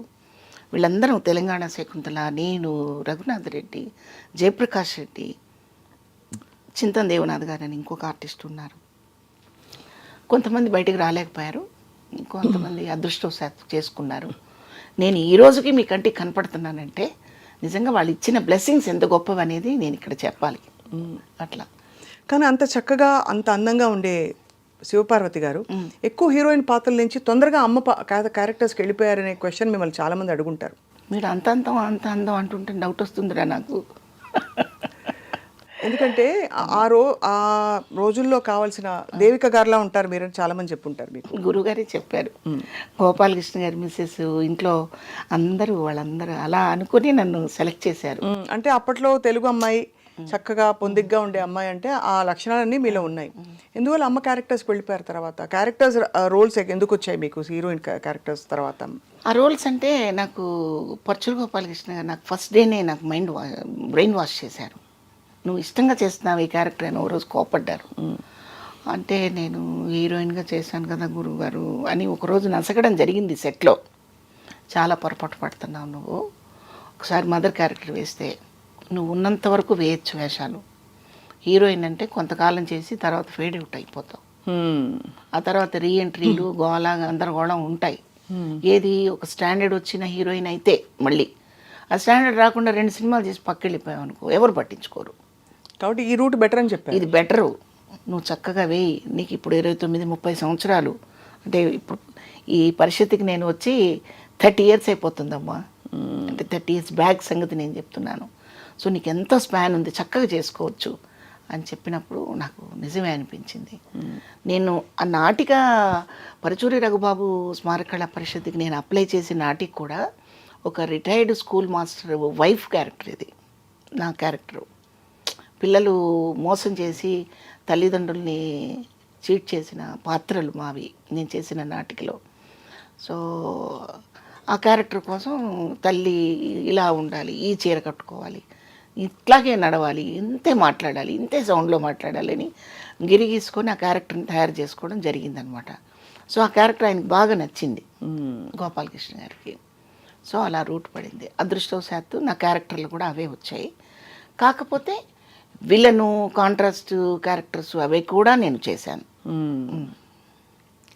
అది కూడా లక్కే. మీకు బాగా పేరు తెచ్చిన క్యారెక్టర్ ఏది అని అంటే మీ దృష్టిలో ఏదండి? పేరు తెచ్చిన క్యారెక్టర్ అంటే చాలా ఉన్నాయేమో, ఒక్కటే అని చెప్పలేను నేను. నెగిటివ్ షేడ్ క్యారెక్టర్స్ బాగా మీకు మంచి పేరు వచ్చాయి కదా? సింహసింహంలో క్యారెక్టర్ చాలా బాగా వచ్చింది. నాకు ఇష్టమైతే పాజిటివ్గా ఉండే క్యారెక్టర్స్. ఆహ్వానంలో మంచి క్యారెక్టర్ ఉందమ్మా, ఎస్వి కృష్ణారెడ్డి గారి పిక్చర్ అది. ఆయన సినిమాలు చాలా గొప్పగా ఉంటాయి. చాలా చాలా. ఆహ్వానంలో ఒక సీన్ ఉంటుందమ్మా, కోడల్ని వెనకేసుకొచ్చి కొడుకుని తిడుతుందనమాట. నువ్వు ఇటువంటి దుర్మార్గుడు అనుకుంటే నా చనుబాలు తాగేటప్పుడే నువ్వు నా మంగళసూత్రంతో ఆడుకుంటూ నా చనుపాలు తాగేవాడివిరా, నువ్వు ఇలాంటి వాడు అనుకుంటే అదే తాళితో నీకు గొంతుకు వేసి చంపేసేదాన్ని అని రాశారు దివాకర్ గారు. ఎంత గొప్ప డైలాగు అసలు అది. తల్లి కొడుకుని అలా అండం, కోడల్ని వెనకేసుకొస్తూ ఎక్కడ చూస్తామండి అలాంటి? చెప్పండి, ఇప్పుడు ఎక్కడ చూస్తున్నాం? ఇందాక నేను మీకు అదే చెప్పింది, అత్తలవగానే వేరేగా అయిపోతారు వాళ్ళు వాళ్ళు వాళ్ళు కూడా ఒక తల్లి అన్న విషయం మర్చిపోతారు. ఈ స్టేజ్, ఒక స్టేజ్ దాటగానే వాళ్ళ పాత్రని మర్చిపోతున్నారు. అది చేయకూడదు ఆడది ఎప్పుడు. అవును, కరెక్ట్. ఏ స్టేజ్లోనైనా అంటే భార్య, తల్లి, అత్త, కోడలు, కూతురు ఇవన్నీ మనం అనుభవించే పాత్రలే కదా. కానీ ఒక్కొక్కసారి ఒక్కొక్క రకంగా ఎందుకు ఉండాలి? మన నేచర్ ఎలాగ మార్చుకుంటామో కానీ మారిపోతున్నాయి. అవి మారిపోవటం వల్లనే సమాజంలో యుద్ధాలు, విడాకులు, గందరగోళాలన్నీ జరుగుతున్నాయి. అందుకని ఆడదానికి ఆడది శత్రువు అని మొదటిగా మీకు చెప్పడం జరిగింది. అదే అక్కడి నుంచి మొదలైంది. మీరు ఏమన్నా కష్టాలు పడ్డారా శివపార్వతి గారు? అంటే ఒక కుటుంబ పరిస్థితుల్లో? డెఫినెట్గా ఇప్పుడు మా ఫాదర్ తర్వాత కుటుంబం అంతా నేనే భుజాన్ని వేసుకున్నాను. అమ్మని, పిల్లలని, అంటే నా తమ్ముళ్ళని అందరినీ నా పిల్లలు అనుకుని పెంచడం. సో మీరు సంపాదించి ఇంటికి తెచ్చి పెట్టేవారు మొత్తం? పెట్టకుండా ఎలా పెరుగుతారమ్మా? అవునా, అది పెద్ద బాధ్యత కదా. బాధ్యత. ఇందులో సిగ్గుపడటానికి బాధపడే విషయాలు ఏం కాదు, ప్రౌడ్గా చెప్పాలి. ఎందుకంటే ఈరోజు చాలామంది బాధ్యత లేకుండా బతుకుతున్నారు. బాధ్యతతోనే బతకాలి. మనది భారతదేశం. మనమందరం సమైక్యంగా చక్కగా మన కుటుంబాలు కళకళలాడుతూ ఉండాలంటే బాధ్యతలు మర్చిపోకూడదు. వేరే పోకడల మీద ఎక్కువ కాన్సన్ట్రేట్ చేయకూడదు. అవును. ఎవరు ఆకలితో ఉన్నారో, ఎవరికి ఆకలి తీర్చాలో గమనించకపోతే మనిషి అనే పదానికి అర్థమే ఉంటుందమ్మా. అందుకని అంటే ఆడపిల్లలందరూ ఆర్టిస్టులు అయ్యి కష్టపడి కుటుంబాన్ని పోషించండి అని కాదు నేను చెప్పడం. బాధ్యత లేకుండా కొంతమంది ఉంటున్నారు. అబ్బాయిలు ఉద్యోగాలు వచ్చాక వాళ్ళ లైఫ్ స్టైల్ వేరుగా పెట్టుకొని కుటుంబాన్ని మర్చిపోయే వాళ్ళు ఎంతోమంది ఉంటున్నారు. అలా కాకూడదు. అందరూ బాధ్యతగా ఉండాలి. అందరిలో మనం ఉండాలి. అవును. అది. ఈ సమయంలో మీ వివాహం ఎప్పుడైంది శివపార్వతి గారు? చిన్నప్పుడు అంటే నాకు బాబు 19 yearsకే బాబు పుట్టాడమ్మా. చాలా ఎర్లీగా మ్యారేజ్ అయిపోయింది. ఆయన కూడా ఆర్టిస్టే, గుంటూరు. అవును. మీ ఇద్దరు పెళ్ళి ఇంట్లో ఒప్పుకోలేదు కదా? ఒప్పుకోలేదు. ఇంకా ఒప్పుకోరా? ఇప్పుడు అయిపోయాం కదా, ముసలాళ్ళం అయిపోయాము. నాకు కొడుకు, మనవడు. ఎందువల్ల? ఆయన ఆర్టిస్ట్ అయినా కూడా మీరు ఆర్టిస్ట్, హాయిగా ఉంటారు ఇద్దరు, ఇష్టపడి చేసుకున్న పెళ్ళిని ఎందుకు ఎవరు ఒప్పుకోలేదు? మొట్టమొదటి నుంచి ఆర్టిస్ట్ అంటే ఒక చులకన భావనమ్మ సమాజానికి. ఆర్టిస్ట్ అంటే ముఖ్యంగా నాటకాల వాళ్ళంటే ఇంకా చులకన భావన. అంటే ఒక స్టాండర్డ్ లేదు వీళ్ళకి, చదువు ఉండదు, సరైన ఫ్యామిలీ ఉండదని ఒక అపోహ. కానీ కాదు.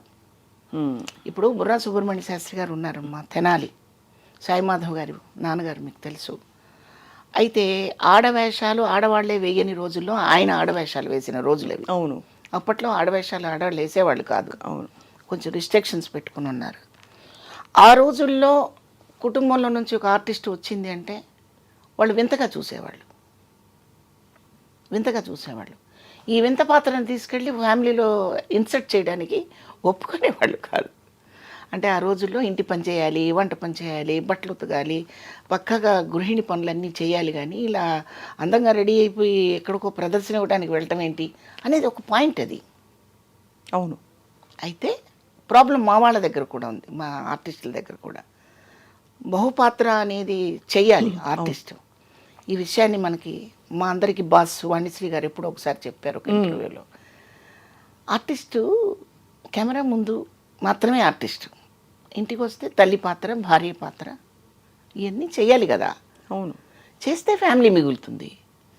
ఇక్కడ కూడా మేడం మేడం అంటూ గొడుగు పట్టుకుని ఎవడొస్తాడు? కరెక్టే కదా. ఇది మానండి అని ఆవిడ చెప్పారు ఒక ఇంటర్వ్యూలో. అలాగే మా ఆర్టిస్టులు చేసే తప్పు ఏంటంటే మాకు వంట చేయటం రాదు, బట్టలు మడతేయటం రాదు, వండుకోవటం రాదు, తినటం రాదు. ఇది కరెక్ట్ కాదు. నేనైతే అసలు ఎప్పుడూ నాకు అలాగ ఇది రాదు అది రాదు అని చెప్పడం నాకు రాదు తల్లి. నేను కంప్లీట్, నేను అన్నీ చేసుకోగలుగుతాను, ఓ 10 మందికి వండి పెట్టగలుగుతాను. నాకు రాదు అంటే ఏమిటి? అలా ఎందుకు ఉండాలి? అలా ఉండండి, సెట్ అవుతాయి, బాగుంటాయి. అలాగని చెప్పి అన్నీ సెట్ అయిపోతాయి, అన్నీ బాగుంటాయని కాదు నేను అనేది. చాలా వరకు మనం దాన్ని తట్టుకోగలిగిన శక్తి ఉంటుందని నా ఉద్దేశం. కానీ మీకు అంటే ఒప్పుకోకపోవడానికి మీ కుటుంబం, వాళ్ళ కుటుంబం, మీ పెళ్ళిని, వివాహం, దానికి కారణాలు ఏమయ్యాయి అని ఆర్టిస్ట్ అనే చులకన భావం ఒకటి తప్ప ఇంకోటి లేదు. వాళ్ళ కుటుంబం నుంచి ఇబ్బందులు అండి, మీ కుటుంబం నుంచా? 2 వైపుల నుంచి ఉంది. మా కుటుంబం నుంచి కూడా ఉంటాయి ఇబ్బందులు. ఇప్పుడు పళ్ళు కాసే చెట్టుని నరికేస్తే ఎవడు ఊరుకుంటాడు? అంతే కదా. అలా వీళ్ళ ఫీలింగు. వాళ్ళ ఫీలింగ్ ఏంటంటే అసలు ఆర్టిస్ట్ రా బాబు, ఇంటికి వచ్చి ఆవిడే మాకు చేసి పెడుతుందా అని వాళ్ళ ఫీలింగ్. 2 కరెక్టే. సో ఇలా ఎదిరించి నిలబడ్డారు. కానీ నిలబడ్డారు. అదే జీవితం కదండి. చిన్న వయసులోనే అయింది. నాకు 19 years వచ్చేటప్పటికే బాబు పుట్టాడు. అలా ఒక్కడే కొడుకు మీకు? ఒక్కడేనమ్మా, ఒక్కడే. మిగతా వాళ్ళంతా ఉన్నారు కదమ్మా, నా తమ్ముళ్ళు, మా చెల్లెలు. ఇప్పుడు మీరందరూ ఇప్పుడు కుటుంబంలో అంటే ఇప్పుడు అమ్మగారిది మనం చెప్పారు, ఈ సంఘటనలు మినహా కలుస్తూ ఉంటారా పండగలకి? కలుస్తాము. వాళ్ళ దృష్టిలో నేను సినిమా యాక్టర్ని, వాళ్ళు కష్టజీవులు. మంది కష్టం కాదు. ఇది ఎప్పుడు ఏ టైంలో ఎంత కష్టపడి అందరినీ లాక్కుని వచ్చారు. అసలు చాలా మంది సినిమా వాళ్ళది కష్టం కాదనుకుంటారమ్మా. అయ్యో అసలు కరెక్ట్, అసలు చాలా తప్పండి. సినిమా జీవితం ఎంత కష్టం. హీరోలు అయితే వాళ్ళ ఇమేజ్ని కాపాడుకోవటం కోసం తిండి తగ్గించుకొని, నిద్ర తగ్గించుకొని, వాళ్ళు చాలా నిబంధనలు పెట్టుకొని వాళ్ళ బాడీని కాపాడుకుంటూ, హీరోయిన్స్ మీకు తెలుసు కదా వాళ్ళు ఎంత కష్టపడుతుంటారో. అదంతా కష్టం కాదని వాళ్ళ ఉద్దేశం. అండ్ మీ కాల్ షీట్స్ పొద్దున్న లేచి పరిగెట్టాలి, ఇవన్నీ కౌంట్ చేయరు, ఏదో అనుకుంటారు. అప్పుడు మీరు సినిమాల్లో యాక్టివ్గా నటిస్తున్న టైంలో, ఇప్పుడు కూడా నటిస్తున్నారు కాదని కాదు కానీ బాగా మీరు పీక్లో ఉన్న టైంలో మీకు మరి పొద్దున పూట ఇంట్లో పనులు అవి ఎలా అమరేవి? అంటే అమ్మ వెంటనే ఉండి చేసేవారు, మీరే చేసుకునేవారు? హెల్ప్ నేను ఎప్పుడు తీసుకోలేదు. అంటే మేము ఇండస్ట్రీకి వచ్చేటప్పటికే అమ్మ బాగా అలసిపోయి ఉన్నారు, పెద్ద అయిపోయి ఉన్నారు. ఎవరినో హెల్పర్ని పెట్టుకుని అలాగే అంతే మేనేజ్ చేసేసారు. మేనేజ్ చేయడం. సుపార్వతి గారు, ఇది మీరు కోరుకున్న ఇష్టమైన జీవితమేనా అని అడిగితే దేవుడు ప్రత్యక్షం, మీరేమంటారు? అంటే అందరికీ ఒక్కటి ఉంటుంది కదా, నేను సింగర్ అవ్వాలనుకున్నాను యాక్చువల్లీ, లేకపోతే నేను ఏం వద్దు నాకు మంచి గృహిణి అయిపోదామని. రేఖా గారి ఇంటర్వ్యూ మనం చూస్తున్నాను, అంత పెద్ద నటి, 16-17 ఏళ్ల రేఖాకి ఏమనిపించేదంటే నాకేమొద్దు, మంచి మొగుడు దొరికితే చాలు, పెళ్లి చేసుకుని బోల్డ్ మంది పిల్లల్ని కనాలు ఉండింది అని చెప్పింది ఆవిడ. ఆవిడ జీవితం మలుపు తిరిగి ఆవిడ ఎక్కడ లెజెండరీ యాక్ట్రెస్ అయిపోయింది, మళ్ళీ ఒక విధమైన ఒంటరి జీవితమే. అలా ప్రతి వాళ్ళకి ఒక్కోటి ఉంటుంది కదా, మీకేమనిపిస్తుంది?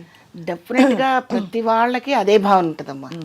ప్రతి ఆడపిల్లకి ఒక హౌస్ వైఫ్గా బాధ్యతలతో కూడుకున్న ఇల్లాలిగా ఉండాలని కోరుకుంటారు.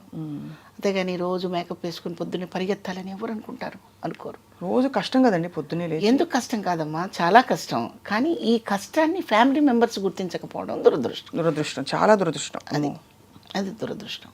ఇప్పుడు మా హస్బెండ్ తరపు నుంచి మా మరుదులు కానివ్వండి, వాళ్ళు కానివ్వండి, మేము పెద్దవాళ్ళం అయిపోయాక ఏదో క్షమించేసి అప్పుడప్పుడు రాకలు పోకలు గడుస్తూ ఉన్నాయి తప్ప, మనస్ఫూర్తిగా ఆర్టిస్ట్కి తలుపులు అలా తెరిచి ఉంచిన దాఖలాలు మనకి లేవు. అయితే కొన్ని పొరపాట్లు మన వైపు నుంచి కూడా ఉన్నాయి, మీకు నేను చెప్పాను కదా. అవును.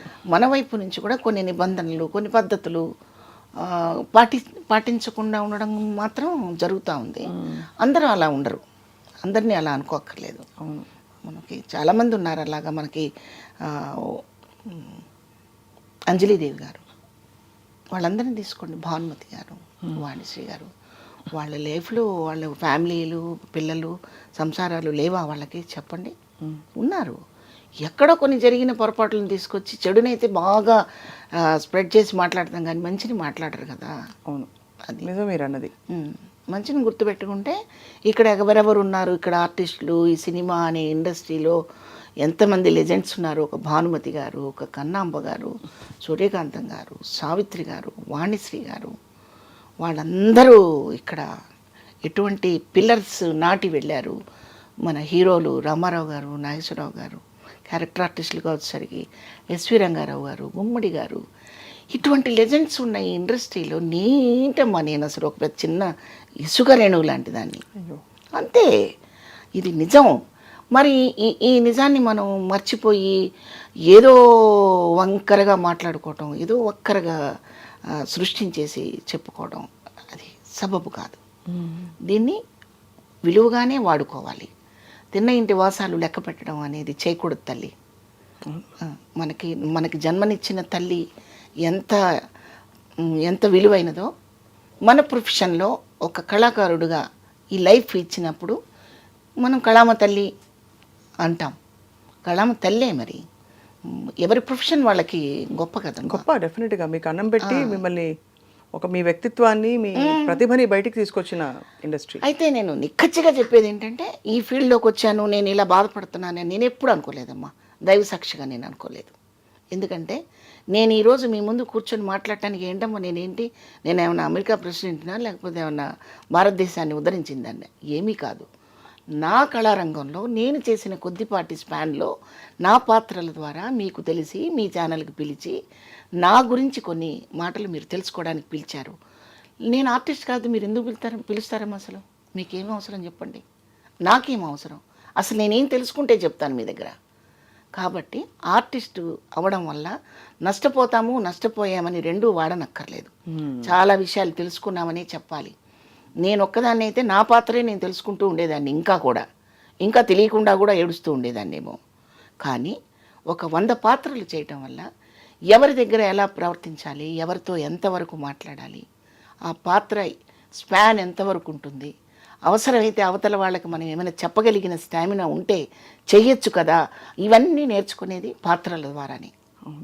ఎంత పెద్ద చదువుకున్నా రిస్ట్రిక్టెడ్ అయిపోయి వాళ్ళ ఆఫీసులో వాళ్ళ రూమ్లో కూర్చుంటారే తప్ప అయ్యో అని ముందుకు వచ్చే నేచర్ అందరికీ ఉండకపోవచ్చు. బట్ ఒక ఆర్టిస్టు ఒక పాత్ర ద్వారా తిరగబడుతుంది, సహనం వహిస్తుంది, ఏడుస్తుంది, తన పాత్ర ద్వారా విజ్ఞానాన్ని ప్రదర్శిస్తుంది. మరి ఇవన్నీ చెప్పడం కాదా? మరి ఇవన్నీ నేర్చుకున్న మేము కూడా సగటు మనిషితో అలా ఉండడానికి అవకాశం ఉంటుందిగా. ఖచ్చితంగా.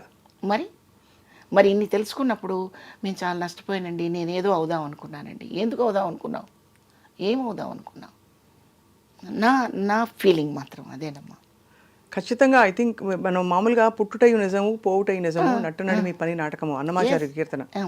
అలాగా మీరు రంగస్థలం అండ్ అలాగే నటనా పరంగా నేర్చుకున్న పాత్రలు, మీ నిజ జీవితంలో మీ పాత్రలు అక్కగా కావచ్చు, ఇంటికి పెద్ద కొడుకుగా కావచ్చు, భార్యగా, అమ్మగా, అన్నీ చాలా చక్కగా నెట్టుకుంటూ లాక్కుంటూ వచ్చారు కదా శివపార్వతి. అవునమ్మా. ఇప్పుడు మరి టీవీ సీరియల్స్ ప్రపంచం ఎలా ఉంది మీకు? ఇక్కడ రకరకాల ప్రదేశాల నుంచి ఆర్టిస్టులు వస్తున్నారమ్మా. మన తెలుగు వాళ్ళకి కొంచెం ప్రాధాన్యత తగ్గింది. ఇస్తే ఇవ్వాలి. అవును, తగ్గింది. ఎందుకు తగ్గింది అంటే, ఇదేమవుతుందంటే ఇంత వస్తువు ఇచ్చి ఒక 100 మందికి పెట్టండి అన్నట్టుగా వాళ్ళకి తక్కువ టైం ఇచ్చి ఎక్కువగా అవుట్పుట్ కావాలని కోరుకుంటున్నారు ఛానల్స్ అండ్ ప్రొడ్యూసర్స్. డైరెక్టర్ ఏం చేస్తాడు, గబగబా నేను డైలాగ్ ఓన్ చేసుకునే సమయం ఇవ్వడం లేదు. ఇంత ఫాస్ట్గా చెప్పేయాలి. ఈ చెప్పే దాంట్లో కొంతమంది ఆగి ఆలోచించి చెప్పారనుకోండి, వాళ్ళని తీసి పక్కన పెట్టడం. అసలు డైలాగులు రాకపోయినా వాళ్ళకి ఆనందమే. ఎందుకంటే వాళ్ళు అడగరు కదా, ఏంటిది తప్పు ఉంది ఇక్కడ అని అడగరు కదా. అవును, భాష తెలిస్తే కదా అక్కడ నేను అడగడానికి. అడగనప్పుడు ఇంకా సౌలభ్యం. అందుకని భాషరాని వాళ్ళని పెట్టుకొని తీసే బదులు తీసి అవతల పడేస్తారు అంతే. అలా అంటే సీరియల్స్ షూటింగ్లు అంటున్నాను నేను, సీన్స్. పాత్రలను కూడా మనం కొంచెం దాన్ని చక్కగా పాలిష్ పెట్టాలనుకుంటే టైం పోద్ది అనుకొని ఆర్టిస్ట్ని మార్చేస్తారు. ఆ ఆర్టిస్ట్ మార్చేసే నేపథ్యంలో వేరే వాళ్ళని తీసుకొచ్చుకోవడం పెట్టుకోవడం కొంచెం జరుగుతూ ఉంది. ఆ మధ్య డబ్బింగ్ సీరియల్స్ వల్ల అయిన ఇబ్బందులు చాలా యుద్ధం చేశారు కానీ మన వాళ్ళు ఏమీ పాపం సాధించలేకపోయారు, ఇంకా వదిలేశారు కదా. ఇప్పుడేమో ఆర్టిస్టులని వేరే వాళ్ళని తీసుకొస్తున్నారనే ఒక తీసుకొస్తున్నారు, ఇబ్బంది ఉంది. కానీ అయినా కూడా కన్నడ నేర్చుకోవాలి ఇప్పుడు మేము. మాకు వాళ్ళతో మాట్లాడాలంటే కన్నడ రాదు కాబట్టి ముందుగా కొన్ని పదాలు నేర్చుకొని అది అట్లా అయిపోయింది.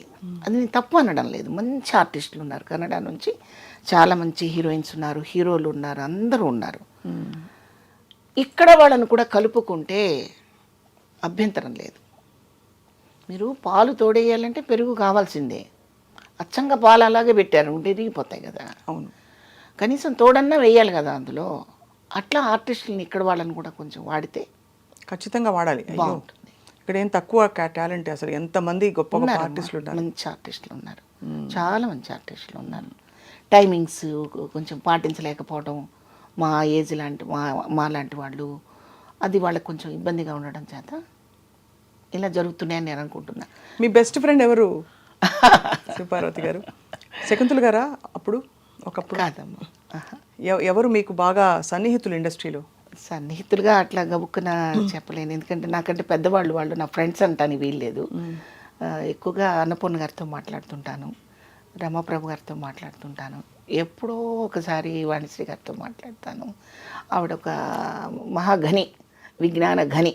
అన్నపూర్ణ గారా? కాదమ్మా, వాణిశ్రీ గారు. అంటే ఈమె కాదని కాదు, చెప్తున్న వ్యక్తి కాదని. అదే అర్థమైంది. మీరు అంటున్నది వాణిశ్రీ గారు అసలు ఆధ్యాత్మికతలో మొత్తం వెళ్ళిపోయి ఒక విజ్ఞాన ఘని. ఎంత అందగత్తండి అసలు, అమ్మ ఏం అందం. చీర కట్టుకి చుక్కలకి వాటికి కొన్ని సార్థకత తీసుకొచ్చిన కొన్ని చీరలకు ఆవిడే అడ్రస్, కేర్ ఆఫ్ అడ్రస్. అప్పటికి ఇప్పటికీ మనం ఆవిడ సినిమాలు, ఆ ఫేస్ డిజైన్ మళ్ళీ వేయలేదు ఎప్పుడు దేవుడు, మరి అదేంటో కానీ. అవును, మొత్తం ఇప్పుడు ఆవిడ లోపలికి వెళ్ళిపోయారు, ఇంట్రోవర్ట్ అయిపోయారు. అవును, ఎక్కువ బయటికి కనిపించడం లేదు. అవును అవును. ఫ్రెండ్స్ అని చెప్పడానికి సినిమా ఇండస్ట్రీలో ఉండరమ్మా, ఎవరి పని వాళ్ళదే. అంతేనా? మీకు ఎప్పుడైనా కష్టం వస్తే మరి ఎవరు చెప్పుకునేవారు? నాకే చెప్పుకుంటాను. మీకే చెప్పుకుంటా? అదే కరెక్ట్ కూడా, అంతే కదమ్మా. అవును కదా. కాతే నాకంటే కాస్త ముందు వచ్చారు కాబట్టి, నాకంటే సీనియర్స్ కాబట్టి తెలిసిన విషయాలు అయి ఉంటాయి కాబట్టి షేర్ చేసుకుంటాను. అన్నపూర్ణ గారితో, రమాప్రభు గారితో షేర్ చేసుకుంటాను. అంతకంటే ఎక్కువగా నాతో మాట్లాడుకుంటాను. మనమే జడ్జిమెంట్ అవ్వాలమ్మా. ఇప్పుడు పోనీ తెర మీద మీ ఫేవరెట్ కో స్టార్స్ ఎవరంటే ఎవరి పేరు ఇప్పుడు కానీ అప్పుడు కానీ మీరు బాగా గుర్తుండిపోయి కొన్ని సినిమాలు వాళ్ళతో చేయడం ఒకటో రెండో? బాగా ఇష్టమైన వాళ్ళతో నేను అసలు సినిమా చేయలేదు. ఎవరు? చూస్తూ ఉండడమే, ఆరాధనాపూర్వకంగా చూస్తూ ఉండడమే తప్పితే చేయలేదు. ఎవరు? శివపార్వతి గారు మీకు ఇష్టమైన? సావిత్రి గారితో ఆవిడతో చిన్న అనుబంధం కూడా ఉంది నాకు సావిత్రి గారితో. అదే ఈ మానవుడు దానవుడు సినిమా చూస్తూ ఇంట్లో చివాట్లు తింటున్న సమయంలో సావిత్రి గారికి, ఇంకా శారద గారికి, చాలా పెద్ద పెద్ద ఆర్టిస్టులందరికీ సన్మానాలు పెట్టారు తెనాల్లో. చూద్దామని వెళితే అన్ని గేట్లు మూసేసి ఉన్నాయి, ఏ గేట్లో నుంచి వెళ్ళలేకపోయాను. అలా పడిగాపులు కాసి చివరికి ప్రోగ్రాం అయిపోయి బయటకు వస్తున్నప్పుడు ఆమె దగ్గరగా వెళ్ళి ఇలా పట్టుకున్నాను. నేను పట్టుకుంటే ఆవిడ చేతిలో ఉన్న పుష్పగుచ్చం నా చేతికి ఇచ్చి, దెబ్బలు తగులుతాయి దూరంగా ఉండమని అలా బ్లెస్ చేసి, నా తల మీద ఇలా చేయి వేసి అలా దగ్గర తీసుకున్నారు. అదే నాకు బ్లెస్సింగ్స్ ఏమో. ఆ మరుసటి సంవత్సరమే నేను స్టేజ్ ఎక్కడం జరిగింది. మనకి గుళ్ళోకి వెళ్ళాక కొన్ని వైబ్రేషన్స్ వస్తాయి కదా అమ్మ. అలా అవును, అట్లా మనకి జరిగితే నేను ఈరోజు గుళ్ళోకి వెళ్ళి వచ్చాను, అందుకే ఇది మంచి పని జరిగిందని మనం నమ్ముతాం కదా. అట్లాగే ఆమెని టచ్ చేసి, ఆమె కోసం అంత టైం వెయిట్ చేసి ఆమెను కలిసిన అనుభూతి నాకు చాలా ఆనందంగా ఉంటుంది. ఇంకా తర్వాత ఇక వాణిశ్రీ గారు, ఇంకా చెప్పనాలేము కానీ మాటలు ఎన్నో ఉంటాయి గుండెల్లో. ఒక యాక్టింగే కాదు, ఆవిడ చీరకట్టు, బొట్టు, హెయిర్ స్టైలు, ఆవిడ హావభావాలు ఒకటని కాదు, చిన్నబాబు చిన్నబాబు అంటుంటే ఆవిడ హావభావాలు చూడాలి. అసలు ఒకటని కాదు. ఆవిడ సినిమాలు ఆల్మోస్ట్ నేను అన్నీ చూశాను. మేకప్ లేని సినిమాలు చూశాను, బాగా తీర్చిదిద్దిన బొమ్మలాగా తయారైన ఇది మల్లెల వేళయని. అబ్బబ్బబ్బబ్బబ్బబ్బ. అదే కదా. ఏమండి స్వప్న అమ్మ, మీరు ఆ పాట మళ్ళీ చూస్తే ఒక ప్రొఫైల్లో ఉంటుంది షాట్, ఆ పెదవి అవును, ఇలా ఆ కదపడం కూడా ఎంత అందంగా. ఒక ముగ్ధ అంటారు చూడండి. ఆ చిన్న పిల్ల, ప్రపంచం తెలియని అమ్మాయి ఎలా ఉందో అలా ఉంటుంది ఆ షాట్లో ఆవిడ. అంటే ఆ ఏజ్ కూడా అదేననుకోండి ఆవిడది. ఇట్లా ఈ పాత్ర ఆ పాత్ర అని కాదండి, ఏ పాత్ర అయినా అవలీలగా చేయగలిగిన పరిస్థితి ఉంది ఆమెకి. మనం సావిత్రి గారు చాలా గొప్పగా గుండెల్లో పెట్టుకున్నాము. ఆ సావిత్రి గారిని కూడా దూకేశారు ఆవిడ, వాణిశ్రీ గారు కదా అమ్మ.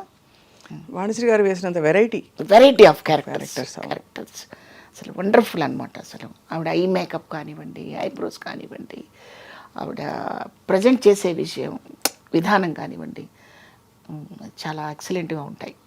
మరి ఆవిడ చీర కట్టు మీకు ఇష్టం కాబట్టి మీ చీరలు, మీ కాస్ట్యూమ్స్ మీరే కొనుక్కుంటారా? సీరియల్స్, సినిమాలు వాళ్ళు ఇస్తారా? సినిమాకి వాళ్ళే కొంటారమ్మా. టీవీకి వచ్చేసరికి అవి ఇవి కలగబులంగా వాడకపోతే ఈ ప్రయాణం నడవదు. ఇక చీర కట్టంటే ఆవిడలాగా కట్టడం ఆవిడకే చేత అవుతుంది, ఇంకెవరు కట్టలేరు. మనం చూస్తూ ఉండడమే, చెయ్యలేము. బట్టల పిచ్చి ఉందా మీకు? నగల పిచ్చి, బట్టల పిచ్చి ఉంది. అది అందరికీ ఉంటుంది. ప్రతి మనకి పిచ్చి ఉన్నా లేకపోయినా మనకి పిచ్చి పెట్టేలా చేస్తారు మన ప్రొఫెషన్లో. ఎందుకంటే మీకు ఎప్పుడూ ఒక సూట్ కేసు ప్యాక్ అయ్యి రెడీగా ఉండాలి, నాకు తెలిసి. అంతేనా? ఒక 4-5 చీరలు, బ్లౌజులు, మ్యాచింగ్ జ్యువెలరీ. 4-5 ఏంటమ్మా, 50 పెట్టుకోవాల్సి వస్తుంది ఇప్పుడు. అవునా? ఫుల్ బిజీ అయితే. ఎన్ని రోజులు పనిచేస్తారు శివపార్వతి గారు పర్ మంత్ ఇప్పుడు? సీరియల్కి అయితే ఒక 10 రోజులు, 12 రోజులు, నెలలో అలా పెట్టుకుని 50-60 చీరలతో రెడీగా ఉంటారు ఎప్పుడు. ఎప్పుడు పిలుపు వస్తుంది, కాల్ షీట్ రెడీ, రండి. వాళ్ళు కొన్ని కొంటారు, అవి కొన్ని నచ్చవు మనకి, క్యారెక్టర్కి నప్పవు. అప్పుడు మనం కొన్ని చొరవ చేసుకొని కట్టడము, కొనుక్కోవడము, ఇవన్నీ చేయాలి, లేకపోతే ముందుకు వెళ్ళదు సీరియల్. అంతే కదా. ఇంత బిజీలో ఉండి వంట వచ్చా మీకు? బాగా అంటే మళ్ళీ నా వంట నేను పొగుడుకోకూడదు. ఓకే, నేను వంట చేసుకుంటాను, చక్కగా అలాగే గడుస్తుంది. వంట మనిషి మీదే డిపెండ్ అవ్వాలని ఏం లేదు తల్లి. ఏం చేస్తారు ఆరోగ్యం కాపాడుకోవడానికి? ఎప్పుడు ప్రత్యేకంగా ఏమి చేయనమ్మా. ఆకలి అయితేనే తింటాను, అట్లేం లేదు. ఆకలి అయితేనే తింటాను, ఆకలి కాకపోతే తిన్నాను, అదే, ఇంకేం చేయను నేను. శుభం. అది చాలా గొప్ప, పెద్ద పూర్వం చెప్పే. ఆకలి కాకపోతే 8 అయింది కాబట్టి ఇడ్లీ తినాలి, 1 గంట అయింది కాబట్టి భోజనం చేయాలి, మళ్ళీ సాయంత్రం 7 అయింది కాబట్టి భోజనం చేయాలి, అట్లా ఏం లేదు. ఆకలి అవ్వకపోతే స్టాప్, ఆకలి అయింది తింటారు, అంతే. అంతేగాని సౌందర్య సాధనాలు, ఆరోగ్య సూత్రాలు అంత లేదు. కానీ ఎప్పుడూ సహజంగా కళకళలాడుతూ అలా అంత నిండైన బొట్టు పెట్టుకుని చక్కగా ఉంటారు. ఎప్పుడైనా గెటప్ మార్చారా మీరు? చండీ రాణి ఆ టైప్లో ఆ రోజుల్లోనా? మార్చాం కదమ్మా. ఇప్పుడు సినిమాలోనే మీకు పాండురంగడికి వచ్చేసరికి చాలా సాఫ్ట్గా ఉంటుంది, సీమసింహం వచ్చేసరికి దానికి కాంట్రాస్ట్గా ఉంటుంది. కొన్ని చిన్న చిన్న మార్పులు చేసుకోకపోతే క్యారెక్టర్ సక్సెస్ అవుతుంది కదమ్మా. కట్టుబొట్టు ఖచ్చితంగా మారాల్సిందే, లేకపోతే మళ్ళీ బాగుంటుంది. చాలా గొప్ప ప్రయాణం ఇది. అన్నిటికంటే ఎక్కువ మీరు జీవితం కూడా ప్రయాణం అలా చూశారు. ఒకవైపు మీ సినిమాలు అవన్నీ, సీరియల్స్ నడుస్తుంటే, ఇంకోవైపు జీవితంలో కూడా చాలా విషయాలు. ఒక యూనివర్సిటీ నేను చూసింది చాలా చిన్న తల్లి, చాలా చిన్నది. ఇది అనంతం, ఎవరికి అంతుపట్టని విషయం ఇది. ఎవరికి వాళ్ళు నేను చాలా తెలుసుకున్నాను, చాలా నడిచి వచ్చాను అనుకుంటారు. ఏమీ లేదు, ఇదే మొదటి మెట్టేమో, ఇంకా తెలుసుకోవాల్సిన ఎన్ని ఉన్నాయో. ఇప్పుడు నెక్స్ట్ అయితే ఫుల్ బిజీ అయితే సీరియల్స్కి వాటికి. ఏమో తెలీదు, ఇప్పుడు ఇలా అనుకున్నాం, రేపు ఎలా ఉంటుందో తెలీదు. తప్పకుండా మీరు ఎప్పుడు అలా నిండుగా కళకళలాడుతూ కొత్త కొత్త క్యారెక్టర్స్తో మా అందరినీ పలకరిస్తూ ఉండాలని మా కోరిక శివపార్వతి గారు. తప్పకుండా. ఇంత ఇండస్ట్రీ జీవితం చూశారు మీరు శివపార్వతి గారు. ముఖ్యంగా సినిమా ఇండస్ట్రీలో చాలా అకృత్యాలు జరుగుతున్నాయని చెప్పి హేమ కమిటీ రిపోర్ట్ మొన్న, ఇబ్బందులు, ఆడపిల్లలకు అన్యాయం జరుగుతుంది, ఇబ్బందులు ఉన్నాయని చెప్పి ఆవిడ ఒక, తెలుసు కదా మీకు, హేమ కమిటీ మలయాళ చిత్ర పరిశ్రమలో. అలా కాకుండా ఇండస్ట్రీలో అండ్ అలాగే సమాజంలో కూడా అమ్మాయిలు నిలదొక్కుకోవడానికి ఇప్పుడిప్పుడు కొంచెం స్వాతంత్రం వస్తుంది. కానీ ఎక్కడొస్తుంది? అంటే ఎక్కడో ఒక 20 మందిలో ఇద్దరు వచ్చి గొంతెత్తి ప్రశ్నించగలుగుతున్నారు. ప్రశ్నించగలుగుతున్నారు కానీ ప్రశ్నకి జవాబు దొరకటం లేదు. స్కూళ్ళల్లో జరిగేవి జరిగిపోతూ ఉన్నాయి. పసిపిల్లలని కూడా చూడకుండా దారుణాలు ఎన్ని జరిగిపోతున్నాయమ్మా. ఆ కాసేపు వేడివేడిగా మాట్లాడుకోవటం, ఛానల్స్లో వచ్చి గుండెలు పగలుకోవటం మళ్ళీ మామూలుగా అయిపోతున్నారు. ఎందుకు ఇంత దారుణంగా తయారైందంటారు? దారుణంగా అయిపోవటానికి కేవలం చదువు అనేది డబ్బు కోసం చదువుకుంటున్నారు. పెద్ద చదువు చదివితే పెద్ద శాలరీ వస్తుందని భావనతో చదువుకోవటమే తప్పితే ఆ చదువులో స్కూల్స్లో కూడా కొన్ని చెప్పట్లేదని నేను అనుకుంటున్నాను. అంటే నేను చదువుకున్నది చాలా తక్కువ, చదువు గురించి మాట్లాడే అర్హత నాకు ఉందో లేదో నాకు తెలియదు. కానీ స్కూల్స్లో కొన్ని నిబంధనలు ఖచ్చితంగా పెట్టాలి. డ్రెస్ కోడ్, ఆడపిల్లలకి డ్రెస్ కోడ్ పెట్టాలి. డ్రెస్ కోడ్ పెట్టడం వల్ల ఏమొస్తుంది? చాలా మార్పు వస్తుంది. చాలా ఒక 50% మార్పు వస్తుంది. ఇప్పుడు మనకేం కావాలి, మనకి ఎందుకు వస్త్రం కట్టుకోవాలనేది మనకు తెలుసు. ఆ వస్త్రంలో నుంచి మళ్ళీ ప్రదర్శనలు చేసే పరిస్థితిలో వస్త్రాలు ఉంటే నేను చూడకూడదు, నేను కామెంట్ చేయకూడదు అనడానికి మీకేం అర్హత ఉంది?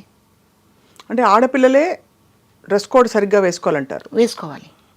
కానీ అలా జరగని పరిస్థితుల్లో కూడా ఫుల్గా నిండుగా కప్పుకుని ఉన్న పరిస్థితుల్లో కూడా అకృత్యాలు జరుగుతున్నాయి కదా శివపార్వతి గారు. అకృత్యాలకు కారణం జ్ఞానం లేకపోవటం, చదువు లేకపోవటం, ఆ చదువులో సరైన నిబంధనలు లేకపోవడం. ఇప్పుడు కొన్ని తెలుసుకోవడానికి కూడా ప్రయత్నం చేయరు. నాకు ఇట్లాంటి సందర్భంలో నాకు గుర్తుకొచ్చేది ఏంటంటే కరుణశ్రీ గారి ఉషశ్రీ పద్యాన్ని మీరు ఒకసారి గుర్తు చేసుకోండి. ఉషశ్రీ గారిదే కదా. నేను ఒక పూల మొక్కక్కడ నిలిచి చివాలున్న కొమ్మ వంచి గోరానడనంతని నాకు ఆయువు తీతు అని ఘంటసాల గారు పాడిన పద్యాలు మీరు ఒకసారి గుర్తు చేసుకోండి. ఇవి వాళ్ళు రాశారు, ఘంటసాల గారు పాడారు. మనకు చక్కగా ఒక అద్భుతమైన బంగారు గనిలాగా మనకు ఎలాగూ ఆ సంపద ఉంది. కానీ ఆ సంపదని అప్పుడప్పుడు మనం మెళ్ళ వేసుకున్న హారంలాగా వాటిని కూడా బయటికి తీసి చదవాలి, వినాలి. ఓ పక్కన గంగాధర శాస్త్రి గారు మీరు భగవద్గీతను చదవండి, చదవండి, వినండి, వినండి అని, ఓ పక్క చాగంటి గారు, ఒక పక్క గరికపాటి గారు, ఇలాంటి ప్రవక్తలు ఎంతోమంది బయటకు వచ్చి వాళ్ళ ప్రవచనాల ద్వారా ప్రజల్ని చైతన్యం చేయడానికి ప్రయత్నిస్తున్నప్పటికీ కూడా అది ఆపేసి వేరేది చూసుకునే దౌర్భాగ్య స్థితిలో మనం ఉన్నాం. పిల్లల్ని మంచి విషయాలు చూడనివ్వట్లేదు, మంచి విషయాలు విననివ్వడం లేదు. ఈ వెస్ట్రన్ మ్యూజిక్, వెస్ట్రన్ కల్చర్ మీద మనం అలవాటు చేసేసినప్పుడు అట్రాక్షన్, ఒక మ్యాగ్నెట్ లాంటి అట్రాక్షన్కి గురైపోతున్నారే తప్పితే మనిషికి సంబంధాలకి, బంధాలకి ఉన్న విలువని తెలుసుకోలేకపోతున్నారు. అక్కడ కేవలం అవసరమే కనపడుతుంది. ఈ అవసరాలతోనే వచ్చే ప్రమాదాలు ఇవి. కానీ మీరు అన్నది రైటే, 100% రైటే. ఆ మార్పు మనకి చాలా సంస్కారవంతమైన కళారంగంలో కూడా చాలా ఉంది, అవసరం ఉంది. అంటే కళారంగంలో పురుషులు స్త్రీలను వేధించట్లేదా? కళారంగంలో ఆడపిల్లల్ని చులకం చేయట్లేదా? వాళ్ళ నేచర్ అమ్మా అది. ఈ మాటలు మనకు అన్ని చోట్ల వర్తిస్తాయి, అన్ని చోట్ల ఉంటాయి. కానీ ముఖ్యంగా కళాకారులకి సున్నితత్వం, మనకి పద్యాలు, పురాణాలు, ఇతిహాసాలు అన్ని తెలిసి ఉండాలని అనుకునే చోట కూడా మనకి ఇటువంటి పరిస్థితులే దర్శనమిస్తున్నాయి. దాని మూల కారణం, దానికి పరిష్కారం ఏంటి? ఫ్యామిలీలో కొన్ని పాత్రలు ఉంటాయి. అసలు ఇవాళ ఫ్యామిలీలో అన్ని పాత్రలు ఉంటున్నాయా? ఉండట్లేదు. ఎందుకు? అందరూ లోన్లీగా బతకడానికి ఇష్టపడుతున్నారు. ఉండడానికి పెద్ద పెద్ద భవంతులు ఉంటాయి, అందులో ఇద్దరే ఉంటారు, టీవీ పెట్టుకుంటారు, లేదా ఫోన్ చూసుకుంటుంటారు. పిల్లాడు ఏడిస్తే చనుబాలు ఇచ్చే రోజు, పిల్లాడు ఏడిస్తే లేదా చనుబాలు ఇవ్వడానికి కుదరక ఒక పాలపీక పెట్టే రోజు పోయి సెల్ ఫోన్ చేతికి ఇచ్చే పరిస్థితి వచ్చినప్పుడు వాడు మన మాట ఎందుకు వింటాడు? పుట్టిన దగ్గర నుంచి నువ్వు పొల్యూట్ చేస్తున్నావు పిల్లల్ని. వాడికి ఊహొచ్చాక, వాడికి అడుగులు వేయడం వచ్చాక వెస్ట్రన్ మ్యూజిక్ వినిపిస్తున్నావు. మరి వాడు ఆ వెస్ట్రన్ కల్చర్లో వెళ్ళిపోతాడు. అంటే ఏం చేసినా తప్పు లేదు అక్కడ. మనకి అలా కాదు కదమ్మా. మన ఇండియాలో అలా ఉందా చెప్పండి, మీరు చెప్పండి. ఈ జీవన స్టైళ్ళు మారినప్పుడు ఏం చేసినా తప్పు కాదనే పరిస్థితిలో మగపిల్లలు ఉంటున్నారు. నువ్వు మంచివాడివి కాకపోతే నీ ప్రాణం తీస్తారా అనే తండ్రి లేడు, నీ ప్రవర్తన కరెక్ట్గా లేకపోతే నీకు అన్నం పెట్టండి రా అని తల్లి లేదు. అవునా కాదా చెప్పండి? అంత పట్టించుకోవట్లేదు, అంత నిన్న చూడట్లేదు. నేనేదో షాపింగ్కి వెళ్ళానమ్మా, ఏదో కొనడానికి షాపింగ్కి వెళ్ళాను నిన్న సాయంత్రం. మొత్తం షాప్ అంతా తిరిగారు. 5 years బాబమ్మ వెళ్ళిపోతున్నారు బయటికి, వాడు ఏడ్ చేస్తున్నాడు. ఇంత షాప్ తిరిగారు, ఏంటండి మీకు డ్రెస్ దొరకలేదా, వెళ్ళిపోతున్నారు ఏంటి, వాడు ఎందుకు ఏడుస్తున్నాడంటే వాడికి నచ్చదండి, వాడికి నచ్చదు. 5 సంవత్సరాల పిల్లాడికి ఏంటమ్మా నచ్చదు అదే కదా. చెప్పండి. వాడికి నచ్చదండి, ఇంకో షాప్కి వెళ్దాం అన్నాడు, అందుకని ఇంకో షాప్కి తీసుకెళ్తున్నారు వాళ్ళు. నేనన్నాను, మీరు కొన్నది ఇవ్వడం నేర్పండి, వేసుకోవడం నేర్పండి అమ్మా, వాడికి ఏం తెలుస్తుంది 5 సంవత్సరాల పిల్లాడికి అంటే, లేదండి రేపు బర్త్డే వాడిది, రేపు వేసుకోవడం చెప్తుంది తల్లి. అది గొప్పగా ఫీల్ అవుతున్నారు. అంటే అంత ఇండిపెండెన్స్ ఇవ్వడం, అది అలా చేయకండి, అలా చేయకండి, చాలా వరకు మార్పు వస్తుంది. కానీ అంటే మంచి చెడు చెప్పవలసిన బాధ్యత తల్లిదండ్రులదే. షార్ట్ కట్ మెథడ్స్ వెతుక్కుని ఇప్పటికి వాళ్ళ ఏడు పాపితే చాలు అని అప్పటికప్పుడు ఏదో వెతుక్కుంటే, షార్ట్ కట్ మెథడ్స్. అది ఏడిస్తే సెల్ ఫోను, ఏడిస్తే టీవీ, ఆ టీవీలో వాడు ఏది ఎంజాయ్ చేస్తున్నారో అది పెడతారు. మరి అప్పుడు వాడు ఎలా నేర్చుకుంటాడు చెప్పండి. ఇంట్లో ఒక వస్తువు పగల కొట్టాడు అనుకోండి, వాడిని బెదిరించాలి, భయపెట్టాలి, తప్పు అని చెప్పాలి. అలా చెప్పకుండా పోతే పోయిందిలే అని ఒకసారి అంటే వాడు ఇంకా 4 పగల కొడతాడు. నేను అనుకుంటున్నానమ్మా ఇలా అని. ఆ నేచర్ని బిల్డప్ చేసుకునేది అక్కడే.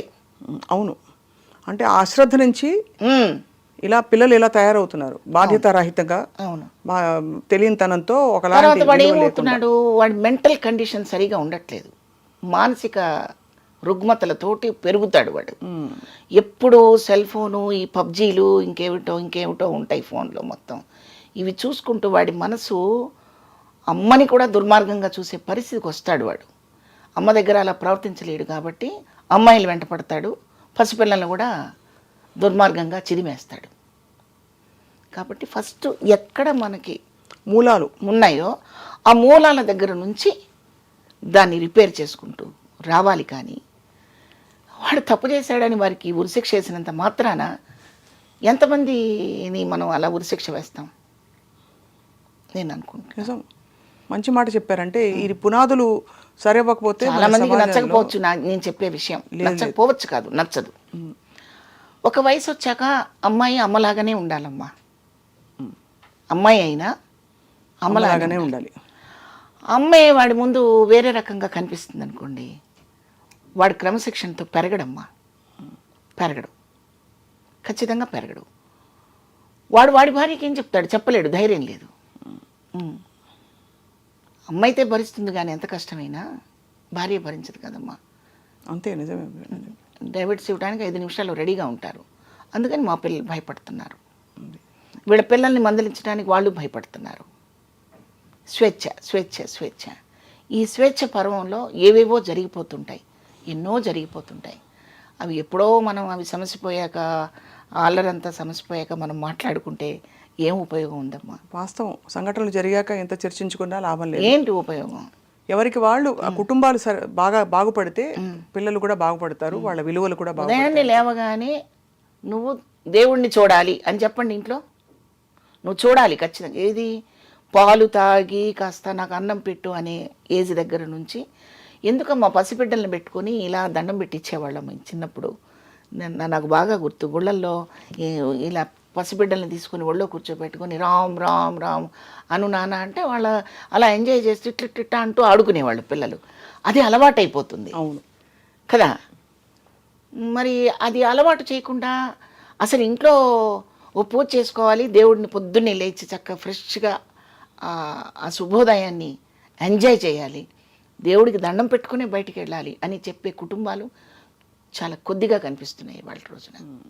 చెప్పిన వాళ్ళు శత్రువు అవుతున్నారు. అవును, ఇంకా చెప్తే చాదస్తం అంటారు, ఇంకా చెప్తే తీసుకెళ్ళి ఓల్డేజంలో పడేస్తారు. కాదంటారా? కరెక్ట్గా అన్నారు. మరి అప్పుడు ఇలాంటివి జరుగుతూనే ఉంటాయి. అవును, మనం ఆ తర్వాత అయ్యో అలా జరిగిందండి, పలానా చోట అలా జరిగిందండి, అయ్యో అని మనం ఏదో చాలా ఒడ్డున్న ఉన్న వాళ్ళలాగా మనం మాట్లాడుకుంటూ ఉంటాం. చేయి కాలిపోయిన వాడు బాధపడి పడుతూనే ఉంటాడు. పర్ఫెక్ట్గా చెప్పారండి. ఐ థింక్ ఇది చాలా అవసరమైన విషయం మీరు చెప్పింది. అందరూ ఎవరికి వాళ్ళ పరిస్థితుల్ని ఒక్కసారి పరిశీలించుకోవాలి. మనం ఎలా పెంచు. షాప్కి వెళ్తే రకరకాల డ్రెస్సులు అడుగుతారమ్మా పిల్లలు. మనకంటూ ఒక గిరిగీసి పెట్టాల్సిందే, ఆ బౌండరీస్ లేకపోతే పెట్టాల్సిందే.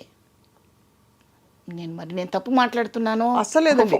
అంటే ఇది రకరకాల మీరు అన్నట్టు పాత పద్ధతులు మళ్ళీ రావాలి. ఆ వస్తేనే కొంచెం కొద్దో గొప్ప అర్థం అవుతుంది. అంటే ఇండిపెండెన్స్ ఇవ్వడం, పిల్లల వ్యక్తిత్వానికి కూడా విలువ ఇవ్వాలి అనే ఒక థియరీ ఇప్పుడు ఉంది. ఆ థియరీలో మనకి దానికి ఏంటంటే దానికి కూడా సరైన ప్రమాణాలు, సరైన బౌండరీస్ ఉండాల్సిన అవసరం ఉంది.